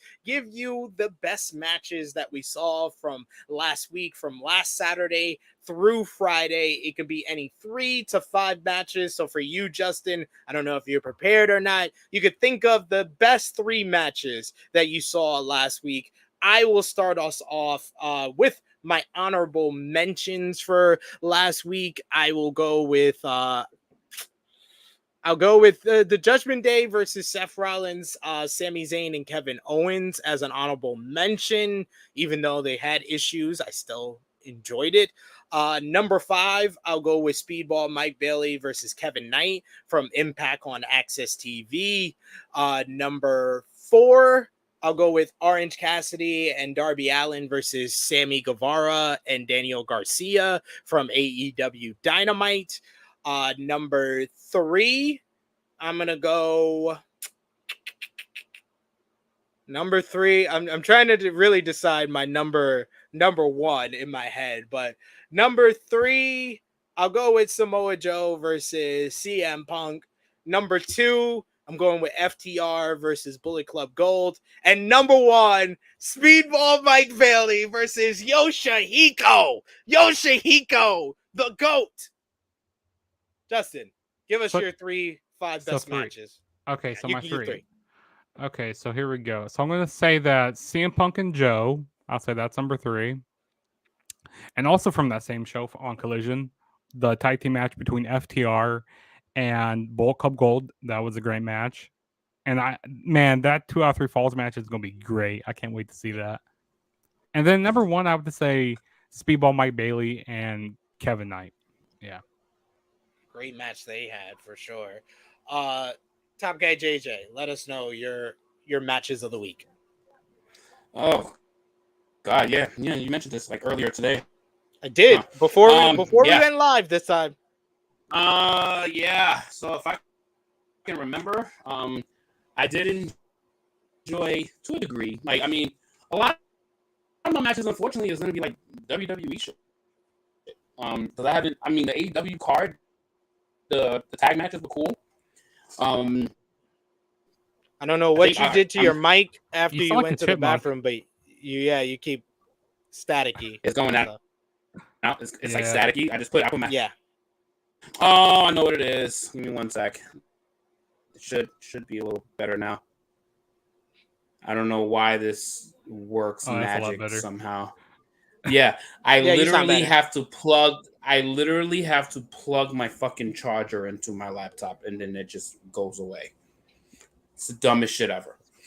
Right. Cool. All right. So I think Ilya Dragunov and Braun Breaker was this week, right?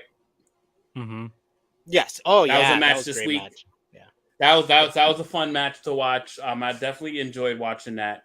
I enjoyed the Fatal 4-Way match from SmackDown, which was the men's with the one that what the hell is his name?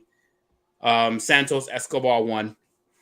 That was a fun match with AJ Styles and company. That was a fun match.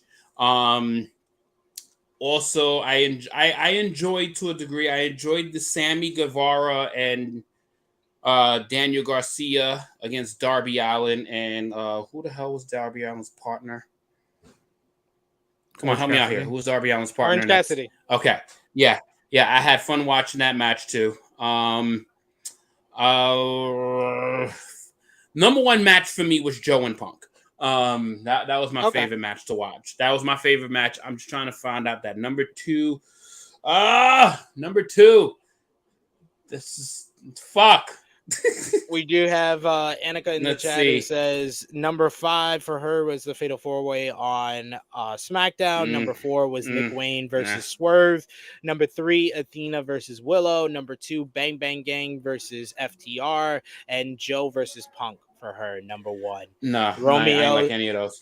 Romeo says FTR versus BCG. Number 2, Braun versus Ilya. Wayne versus Swerve. Yeah, I think I'm gonna put Braun versus Ilya in my my top 5. I might put that at number 4 for me. I liked it. Braun I liked that match. Ilya. It was fun. I actually do like the actually, you know what? Was also on there the 6-way tag match on Raw that the Judgment Day won, not based on the in-ring work, because I love the fact that they actually had the Judgment Day win. Like I like the fact that they actually made them. Too much good wrestling for me to give prizes. I know, for but good you booking. see a lot more. You see a lot more wrestling than I do. So a lot of the AEW. I don't know. I don't remember a lot of the AEW matches on Dynamite this week, unfortunately. Like I remember all of the segments, which means the matches weren't that memorable to me. I know I remember like fucking Rio, Ruby Soho, and fucking Blue Sky, which was the best part about that match was Blue Sky getting pinned. And you know why? That's the best part about the match. Blue? Sky Blue. Sky. It's the same fucking thing. Same Blue Sky. Sky Blue. Let's get it. All right, good. You got my 5. You got my 5. You got my 5. Yes, give you 5. We've been got it. NJPW G1 Climax 33 tournament, like we said before, started this morning. So we're gonna give you our predictions for the final 4 and the winner of the new G1 Climax here on the show. The G1 Climax A block first. The A block has Sonata, Chase Owens, Hikuleo, Ren Narita, Shoto Amino, Yota Tsuji, Gabe Kidd, Kaito Kiyomiya. We'll start with you, top guy JJ. So you got Sonata, the IWGP World Heavyweight Champion. You got Chase Owens, kind of a low guy on the Bullet Club. You got Hikuleo, the young brother of God, who's going to be looking to make a name in his first G1. You got the 3 Musketeers of Ren Narita, Shoto Amino, and Yota Tsuji, who the company are going to expect to have big performances in the G1.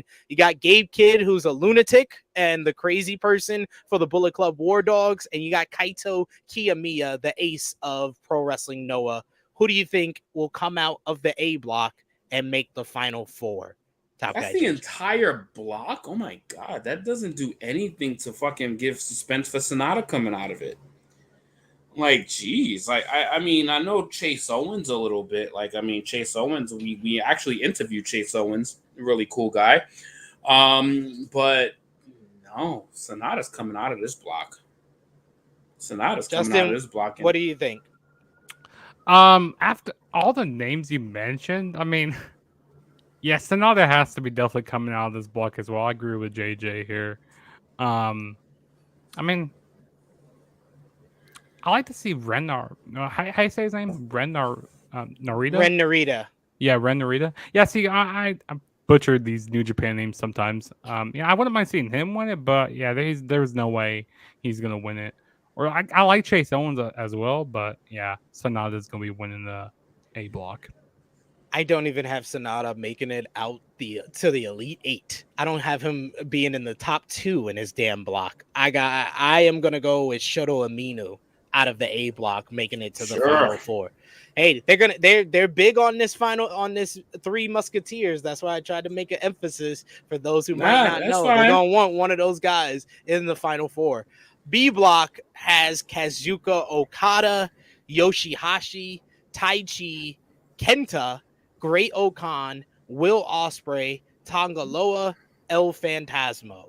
who comes out of the B block, Justin? You got Okada, who won the last 2 years. He's won 3 G1s overall. You got Yoshihashi, who usually gets his big wins in the G1. Tai Chi, who's looking to have an all just 5 guys main event with Sonata at Wrestle Kingdom. Kenta, who just lost the strong open weight championship. Great Okan, who always does well in the G1. Will Ospreay, who's still looking to win his first G1. Tonga Loa returning. El Phantasmo looking for a fresh start. This is a pretty good block here. I think this is the best block I have all the names here. I mean, Okada is a strong choice to go with. Will Ospreay, Kenta. I mean, I wonder the Kenta that we're gonna get, if we're gonna get like a serious Kenta in the tournament. We shouldn't even ask this question anymore. That Kenta, yeah, thinking of otherwise is gone. He's dead. He had a car accident. I haven't seen him since 2021. We're only gonna get the Jinder Mahal Kenta that we have today. I'm gonna say that Will Ospreay. I feel like it's time for Will Ospreay to get the G1 Climax win. Yeah, he needs to win it, or he win this block at least. I'm going with Okada to make it to the Final Four. I'm hoping that we're all wrong about the A block and Kaito Kiyomiya can make it that far, but I don't see that. But I got Okada probably facing Shota Umino in the Final Four. Who you got, top guy JJ, out of the? All right. So just out of quick curiosity, does A block face B block? When we get to the Final Four, I believe it does break down where A block would first B block in the Final Four. So that means I got to stick to my guns and I got to go champion versus champion. I'm going Will Ospreay coming out of the B block. Then that means you're going to get champion versus champion. Sonata versus Ospreay. C block next. We got G1 C blocks. Got David Finlay, Tomohiro Ishii, Evil, Tama Tonga, Shingo Takagi, Aaron Hanare, Eddie Kingston, and Mikey Nichols. Top guy JJ, you're first up. Who comes out of the C block to make the Final Four? You got David Finlay, the new leader of the Bullet Club, looking to kind of make his stamp on this year's G1. Tomohiro Ishii, always the MVP of the G1. Evil. Tama Tonga, who's returning after losing the Never Openweight Championship in May. Shingo Takagi, who always delivers bangers. Aaron Hanare, who had a good performance last year in his first G1. Eddie Kingston in his first G1. We know we're going to get bangers there. And Mikey Nichols in his first G1, looking to make a mark. Damn, I'm torn between Ishii and David Finlay.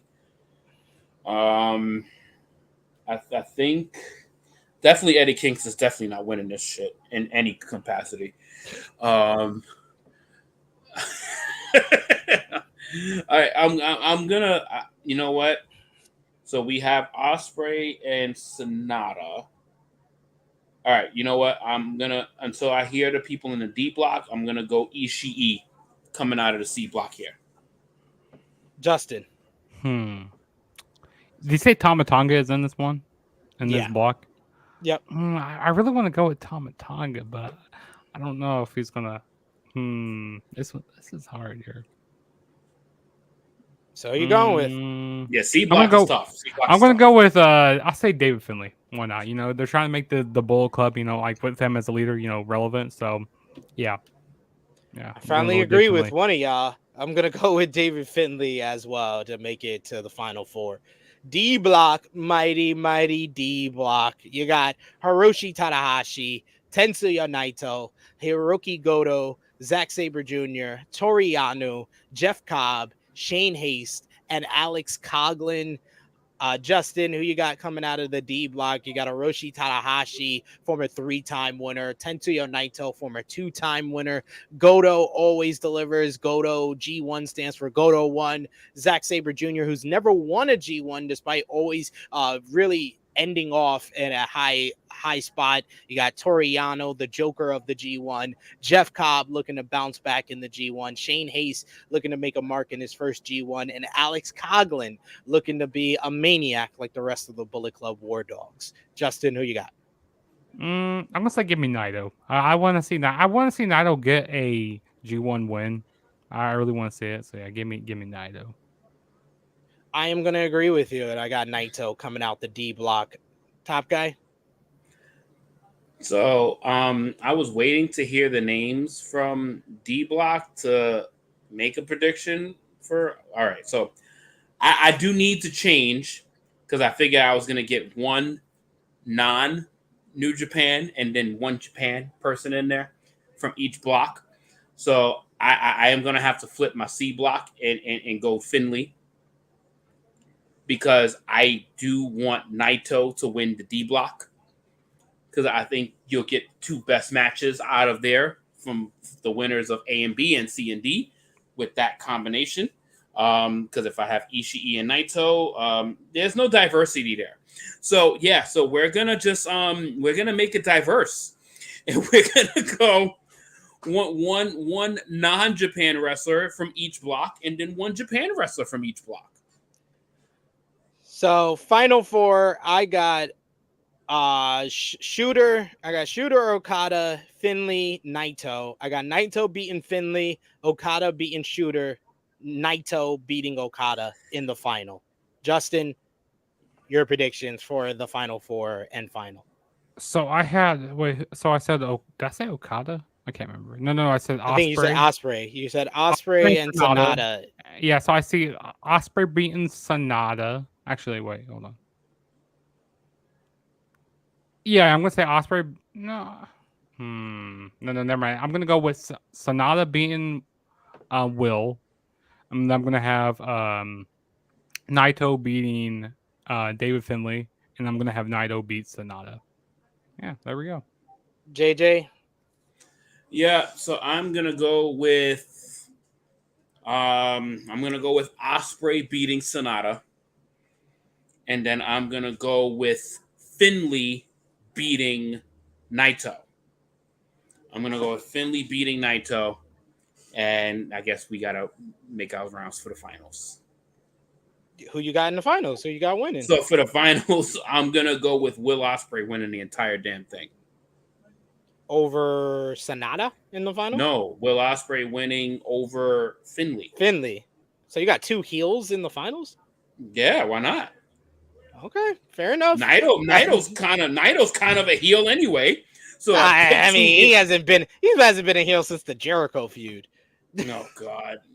I don't see any babyface traits in Naito. So anyway. AEW Collision tonight. Stay tuned. We'll have more coverage of the G1 as it moves on. We'll also have shorts from J News covering each night of the G1, as well as from me as well. And we'll also have a couple of reviews over on Patreon. Also, we got AEW big shows coming up tonight. Collision, 3 huge matches, rapid fire here. Justin, AEW World Tag Team titles, FTR versus Bullet Club Gold, 2 out of 3 falls. I feel like FTR is going to still retain the titles. Yeah. Top guy? FTR unanimous. Ruby Soho versus Willow Nightingale, Owen Hart Foundation Women's Tournament Final. Top guy, JJ. Ruby Soho. Justin? I'm going to say that Willow Nightingale wins here. I'll break the tie and I'll say Willow wins the Owen. And then CM Punk versus Ricky Starks, Owen Hart Foundation Men's Tournament Final. Justin? I'm going to say that Ricky Starks wins. Yeah. Mm-hmm. Who you got, top guy? CM Punk for the win for me as well. After Collision, you got AEW Battle of the Belts with 3 title matches. TNT Championship, Luchasaurus versus Sean Spears for the TNT Championship. Top guy. Luchasaurus, I mean. I legit did not do that on purpose either. I just want to let everybody know. Yeah. Justin. You know, I got Christian Saurus winning here. Yes, I'm combining them. Christian Saurus. Christian Saurus. That's their name now. Yeah, Luchasaurus is winning here. Or you could just call him Lucha Cage. Lucha Cage. There we go. I like that. That's a good one too. There. AEW International Championship, Orange Cassidy versus Lance Archer. Is Archer number 26, Justin? Yes, I do believe so. He's not losing title to Lance Archer here. Top guy. Fuck Lance Archer. Cassidy's OC for the win, and Toni Storm versus Taya Valkyrie for the AEW Women's World Championship. Top guy? They've never touched. Yeah, Toni Storm's winning. Never. You forgot. Never touched. Never touched. Justin, who you got? Toni Storm's retaining. I agree. I think we're all in agreement for this show completely. And then finally, AEW Dynamite Blood and Guts Blind Eliminator Tournament Finals is MJF and Adam Cole versus Sammy Guevara and Daniel Garcia. Justin. MJF and Adam Cole, you know, that team's definitely winning. And I definitely get one of those t-shirts. That new t-shirt, Better Than You, Baby. I need one of those. I love that team. JJ? Yeah, I'm going to go with Better Than You, Baby on the free storyline, baby. Better Than You, baby. I love what they have done and the fact that we were asking the question how they were going to get to All In or All Out with this rivalry. And they just came up with this cool storyline that we don't want to see end. It's so cool. And then 5-on-5, the titular Blood and Guts matchup. And with the people that you see on screen, this may be a match of the year candidate. You got the Team Blackpool Combat Club, Jon Moxley, Claudio Castagnoli, Wheeler Yuta, Konosuke Takeshita, and Pac versus the Golden Elite, the Young Bucks, Hangman Adam Page, Kenny Omega, and the debuting Kota Ibushi. Top guy JJ, who you got? Oh, God. If Takeshita doesn't get the victory in this match, there's no reason for the Blackpool Combat Club to even win. So, I'm going to go with the Elite, and I'm going to go with the Golden Elite pulling this off. Because unless they make Takeshita actually win this match, there's, to me, no reason for that whole team to win. I am going with the Golden Elite to win. You don't have Kota Ibushi come in to take a loss. So, but, you got, Justin? Yeah, I'm going to have to be in agreement with you guys. Yeah, the Golden Elite is going to win this match here. It's a sweep right here. Clean sweep for us for Blood and Guts. Of course, we're going to be doing the watch along on Wednesday for Blood and Guts, and I'll be back with Jimmy Mack around 1:05 p.m. Eastern Time on Thursday to review AEW Dynamite Blood and Guts. But tonight, we got the watch along for AAA Triplemania 31. We won't do the full card, only the top 2 matches for predictions, but a bunch of really good matches on this card. You got Team Chikalango versus Team Banja. You got Team Mexico versus Team Rest of the World from the women's division trios matchup. You got Pagano and La Rebellion versus Vampiro, Arez, and Jack Evans. An ambulance match of Pentagon Jr. versus QT Marshall. Yes, apparently. Copa Triplemania Battle Royale. Willie Mack's going to be in there. Jack Cartwheel's in there. Gringo Loco, a bunch of familiar faces. And then we got the top 2 matches. It's the Grenga del Rivalistas tournament final. Basically, it's a tournament of rivals who are tag team partners. And the losing team will move on to the 3rd Triplemania event of the year to face in a hair versus mask matchup. So we got Roosh teaming up with La Parka to face Psycho Count and Sam Adonis. Of course, there was a lot of debate whether Roosh would even make this event, but it was announced this week that Roosh would be at the event despite quitting AAA along with his father earlier this month. Justin, who you got? Roosh and La Parka versus Psycho Clown and Sam Adonis. I'm going to go with Roosh and La Parka because I'm more familiar with those guys. So, yeah. Top guy JJ? That was a lot to process. Yeah, well, I'm just gonna go Roosh and La Parka just to save my brain from exploding. We're all in agreement there, Roosh and La Parka, because Roosh is not gonna lose because he don't even want to be there. So he's just gonna win so he can move the fuck on from this shit. And then finally, the only reason we're talking about this event is because of the main event. AAA Triplemania 31 Tijuana main event. Elio del Vikingo defending the AAA Mega Champion against Kenny Omega, the former champion that never lost the title before Vikingo won the championship over 450 days ago. Kenny Omega defeated Vikingo on an episode of Dynamite back in March, and now this is the rematch. Top guy JJ, who you got, Vikingo or Omega 2? I don't see any reason Omega needs to win this match. I don't know. I don't know anything about what happens in this promotion, to be honest. So if shenanigans takes place, then shenanigans will cause Kenny Omega to lose this match, but he has no reason to win this title. Justin? Yeah, which I was actually there for the first match back in March, which that was an amazing match. That was one of the best matches of the year, you know, being biased here. But I'm going to say that Vikingo wins because I don't see that Kenny Omega doesn't need this title. I mean, he has bigger fish to fry in AEW. So, yeah. Good points. Now we got Impact Slammiversary, which is oh my God, there's as more? well. Last show for us to go over here.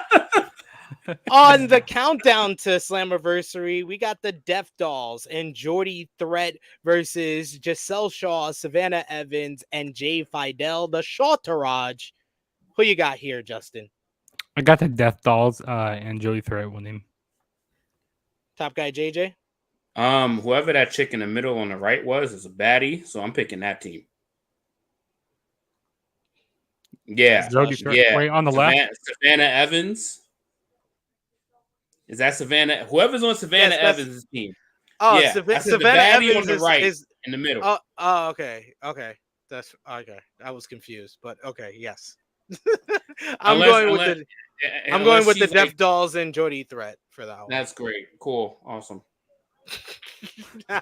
Nothing to do with looks for me. Frankie Kazarian will go one-on-one with Eddie Edwards. This is the third match of a trilogy between these two men who have gone 1-1 against each other. Eddie Edwards recently beat Frankie Kazarian in a rematch thanks to help from Alicia Edwards, which has led Frankie Kazarian to have his wife Tracy Brooks make her return to Impact Wrestling. Who gets the win in this one here? Top guy.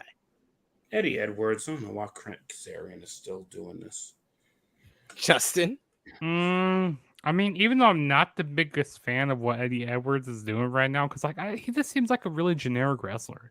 You know, not all that green stuff he wears. You know, like I understand he's from Boston, okay, but I hate all Boston teams. Okay, I'm just not a fan of that at all. But unfortunately, I am going to have to go with Eddie Edwards to win. I am going to go with Frankie Kazarian. I don't think they're going to bring his wife back to watch him lose. Absolutely, they will.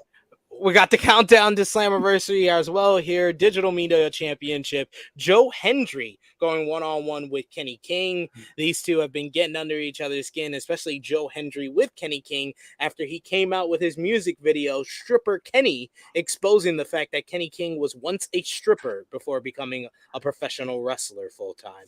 Justin, who you got, Hendry or King? I mean, you have to say his name, you know, Joe Hendry. Joe Hendry is retaining this title, and it's kind of unfortunate for this match being on the countdown to Slammiversary. I mean, I understand, you know, it's a digital media championship. You know, it's on like they put it on YouTube and stuff. You know, haha.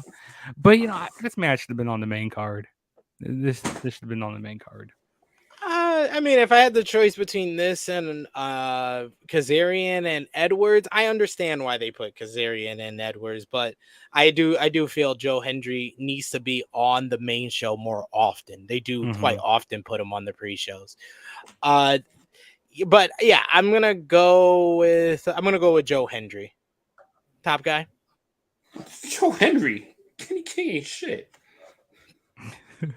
Next, we got a grudge match tag team matchup as it's going to be Scott D'Amore and a mystery partner versus Bully Ray and Diener. This was originally scheduled to be Scott D'Amore and PCO versus Bully Ray and Steve Macklin before Steve Macklin suffered an injury as well as PCO, leading to Diener replacing Steve Macklin due to having a personal vendetta against Scott D'Amore, feeling that D'Amore has mistreating him since he's a Jeff Jarrett guy guy brought into Impact and not a Scott D'Amore guy. And now Scott D'Amore has called on someone to be his tag team partner. He said that PCO is out. Yeah, he's not coming back from the dead this time, but can you? And then on the table in front of him, he had a Team Canada shirt, which has led many people to believe that his tag team partner will be none other than former Team Canada member Eric Young, who was murdered by Diener prior to his departure, prior to him signing with WWE, yet he hasn't returned to WWE.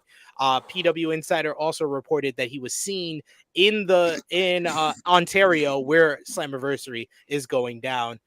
Top guy JJ, who you got? Scott D'Amore's team or Bully Ray's team? I don't even fucking know.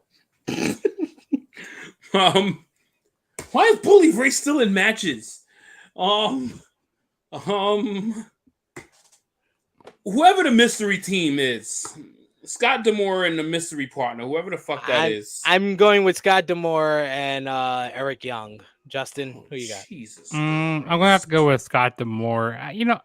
I was wondering, like, who was part of Team Canada? I remember Eric Young wasn't Bobby Roode the part of Team Canada? Yeah, I would love to see Bobby Roode, but I don't know. Like, he signed with WWE. Oh, he is still with WWE. I forgot about that. Damn, if he wasn't with WWE, I would say Bobby Roode. And he's got a serious neck injury. That's why he's been out so long. Yeah, it's probably gonna be Eric Young. Yeah. Seems like everybody knows it's going to be Eric Young by this time. All right, folks. Next we got for the Knockouts tag team titles, it's going to be the Coven defending against Masha Slamovich and Killer Kelly. The Killer Kelly and Masha Slamovich went through a feud where they led into a dog collar match at last month Against All Odds pay-per-view, and they gained a mutual respect for one another despite Masha getting the win. Masha made the slave for Killer Kelly when she got jumped by the Coven, leading to this tag team matchup here. Justin, who you got? I'm going Masha and Killer Kelly to win. This is basically the new version of the HLA. I don't know if you guys remember that faction or that group. Don't worry, I do. Yeah, Masha and Killer Kelly. JJ? I have no idea who any of them are, so I'm just going to agree with Juggernaut. Okay. The Ultimate X match, number one contender is going to be Speedball Mike Bailey versus Jonathan Gresham versus Kushida versus Kevin Knight versus Alan Angels. The winner gets a shot at the X Division Championship. Top guy. Okay, a lot more people that I know in this match. Thank God.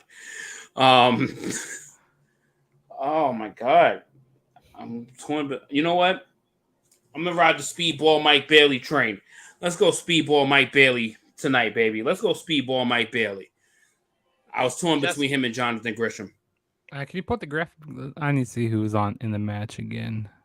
It's Alan Angel, Speedball Mike Bailey, Jonathan Gresham, Kushida, and Kevin Knight. Okay, you know what? After that promo I seen that Alan Angels did this past week on Impact, I'm going to say that Alan Angels wins here. Yeah, Alan Angels. I'm going to agree with you. I think that he's the only one that has like a firmed up storyline where I could see where he goes next. So yeah. I'll pick Alan Angels as well. Tag team title match, 4-way. It's going to be ABC, Ace Bay Club, Ace Austin and Chris Bay versus Moose and Brian Myers versus OVE, Rich Swann and Sami Callihan versus Subculture, Flash Morgan Webster and Mark Andrews. Top guy, who you got? This is such a fucking mashup. Oh my God. Definitely, I guess Moose just degraded himself by going with Brian Myers. I'm gonna go with the Ace Bay Club. I'm going with ABC to retain. I'll just go with that. It's Justin. Who you got? Yeah, ABC's retaining because I feel like they're going to have a feud with the Rascals after, kind of teasing out a little bit. Yeah, so I can see that as well. X Division Championship up for grabs. Chris Sabin, the 9-time champion, will defend against Lio Rush. Lio Rush recently made his debut in Impact Wrestling and went after the X Division champion almost immediately and actually pinned Chris Sabin in a tag team matchup with the Motor City Machine Guns versus Nick Aldis and Lio Rush. Can Lio Rush pin the X Division champion again? Justin, who you got? I got Chris Sabin retaining. I mean, like, I don't know how long, Leo Rush is going to be with Impact. I don't know if he's like completely signed with Impact. So I'm going to go say Chris Sabin wins. Top guy? Yeah, fuck Leo Rush. We're going Chris Sabin. Why are you always so mean to Leo Rush? What did Leo Rush? Because he is the most unfaithful wrestler in the existence of fucking anybody trying to get contracts. I didn't know y'all were in a relationship. I'm talking about contracts of wrestling. I have no fucking obligation to him, but he just bounces. He ain't get married to no contract. Sure. We're gonna get married to no contract. We're gonna go Chris Sabin, and we're gonna move on because I can't even see your actual reaction. Yeah, he's just pausing. He's talking. I can still talk even though my picture was frozen. But yeah, I'm going with Leo. There you go. You're back. Yeah, there you go. Back. Now I don't want to waste like 20 more minutes. That happens when I'm uploading a picture, and there's still people listening on podcasts who had no idea what the fuck you were talking about and still heard me. But yes, let's go with the Impact Watch World us live. Championship up for grabs as Chris Sabin's tag team partner Alex Shelley will defend the Impact World title against Nick Aldis. Nick Aldis made his return to Impact Wrestling in April at Rebellion and immediately set his sights on the top prize. He won the 8-4-1 matchup back at Against All Odds to earn this opportunity. And at that same event, Alex Shelley won the Impact World Championship for the first time. Nick Aldis seemed like he was a babyface, then turned heel, hitting Alex Shelley with the Impact World title and has been talking down to the new champion, said that he's going to crush his dreams at Slammiversary. Top guy, who you got, Aldis or Shelley? I'm a fan of Alex Shelley. I'm picking Alex Shelley in every match until he actually loses. So I don't give a fuck who he's going against. Nick Aldis, fuck him. Going Alex Shelley. Justin?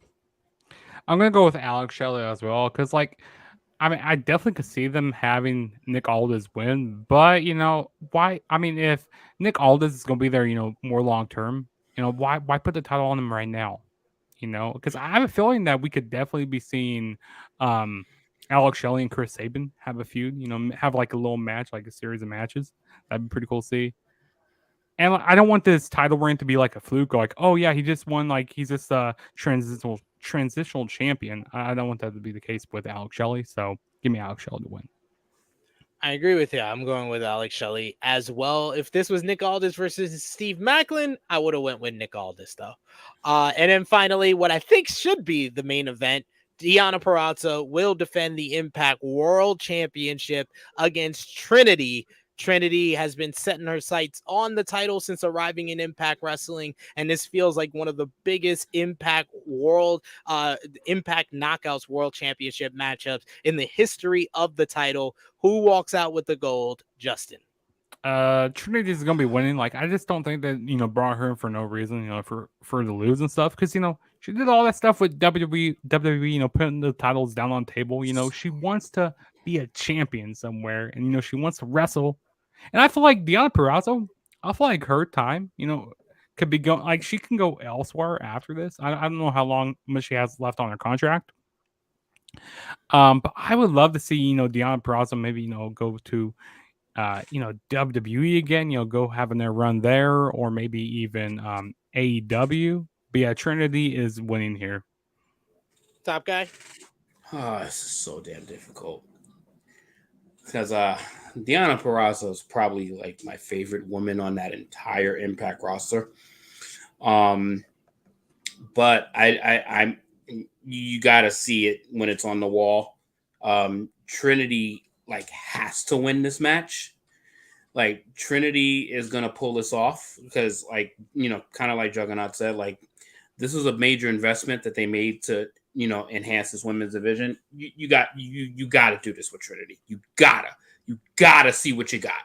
So Trinity wins this match. Should be a really good one too. Should be a really good one. Yeah, I mean, Impact Wrestling in general has been killing it with the Knockouts division, especially on pay-per-view. They main evented the last 2 shows with Jordan Grace versus Mickie James at Hard to Kill. You had Deonna Purrazzo versus Jordan Grace at Rebellion, and I feel like this matchup should be the main event tonight because this feels like the biggest matchup that they have on this entire card. But it's a very, very good card, so stay tuned tonight. Romeo will be here live. Saturday Night Warriors, as he'll be watching Slammiversary and AAA Triplemania 31 Tijuana and AEW Collision Battle of the Belts live here. Watch party, join us live for that. But thank you, everyone, for joining us for this long edition of the Tru Heel Heat Flagship podcast. But honestly, this was a lot of fun. I laughed a lot. JJ being back, always a good time. And someone like Juggernaut, Justin, joining us for the first time, always a good shot, always a good time. Glad to have someone here who is more aware of what's going on in Impact Wrestling. So let the people know where they can follow you on social media, Justin, and of course, where they can subscribe to your YouTube channel. Let the people know. So yeah, you guys can follow me on Twitter and Instagram at the True JSB. And you guys can also subscribe to my channel right down there, Juggernaut097. Got a lot of wrestling content I'm going to be doing. I'm going to be reviewing Impact later on this week. I'm also going to be doing some retro reviews as well, and also some reactions to some videos, like other like wrestling videos. So definitely stay tuned for that. Absolutely. Good brother right here, knows his wrestling, so follow him along. You'll see him back over here on the Tru Heel Heat YouTube channel for sure. Top Guy JJ, thank you for joining me this week, and you'll be back with me next week. We'll have the whole gang back together next 2 week. weeks in a row, baby. Feels like the old days where we're finally back together, and it's back-to-back weeks, so we can talk shit about what happened in the prior week. I will give you credit, and yeah, probably next week episode will be much shorter because you don't have weeks and months of stuff you haven't talked about to talk about there. And yes, the name of today's episode is now Stinky Haha. Stinky Haha. Amazing. Stinky Haha. Amazing. Ha. Got the Stinky Maddy Haha. was freaking incredible.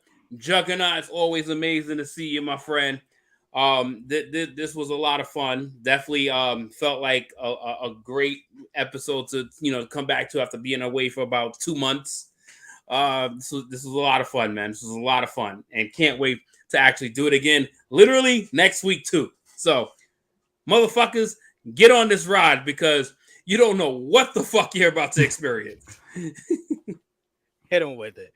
Yes, but follow Top Guy JJ on all the social media platforms. He allows you to follow him on. But you can follow me on the Twitter machine at Tru Heel SP3. You can follow the gang, Facebook, Twitter, Instagram, and TikTok at Tru Heel Heat. Patreon.com/Tru Heel Heat. $3 a month gets you in the door. The Tru Heel Heat Prediction Championship Season 5 is already taking predictions for that, so check that out. We're predicting the G1 Climax tournament. We're predicting all the shows for tonight and this weekend, so become a part of that. And you can also do that by hitting the join button and becoming a member. But I want to thank Top Guy JJ for being back on the show. Thank Justin. Thank Maddy for being our special guest. And check out all the great content we got here on the channel, as well as on twitch.tv/Tru Heel Heat Gaming, where right now you can check out our Impact Slammiversary preview with myself, Rob Wilkins, and Maggie breaking down the card a little bit more in depth than we did here. If you want a G1 Climax 33 more in depth preview, check out our preview from yesterday with myself, Jay News, and Sanal. And like I said earlier, join us for the watch along tonight. But for our special guests, Justin and Maddy, for Top Guy JJ, it is me, your Tru Heel Phenom SP3. This has been Tru Heel Heat 234. Stinky Haha. We are signing off until next time. Wash them ha-has, baby!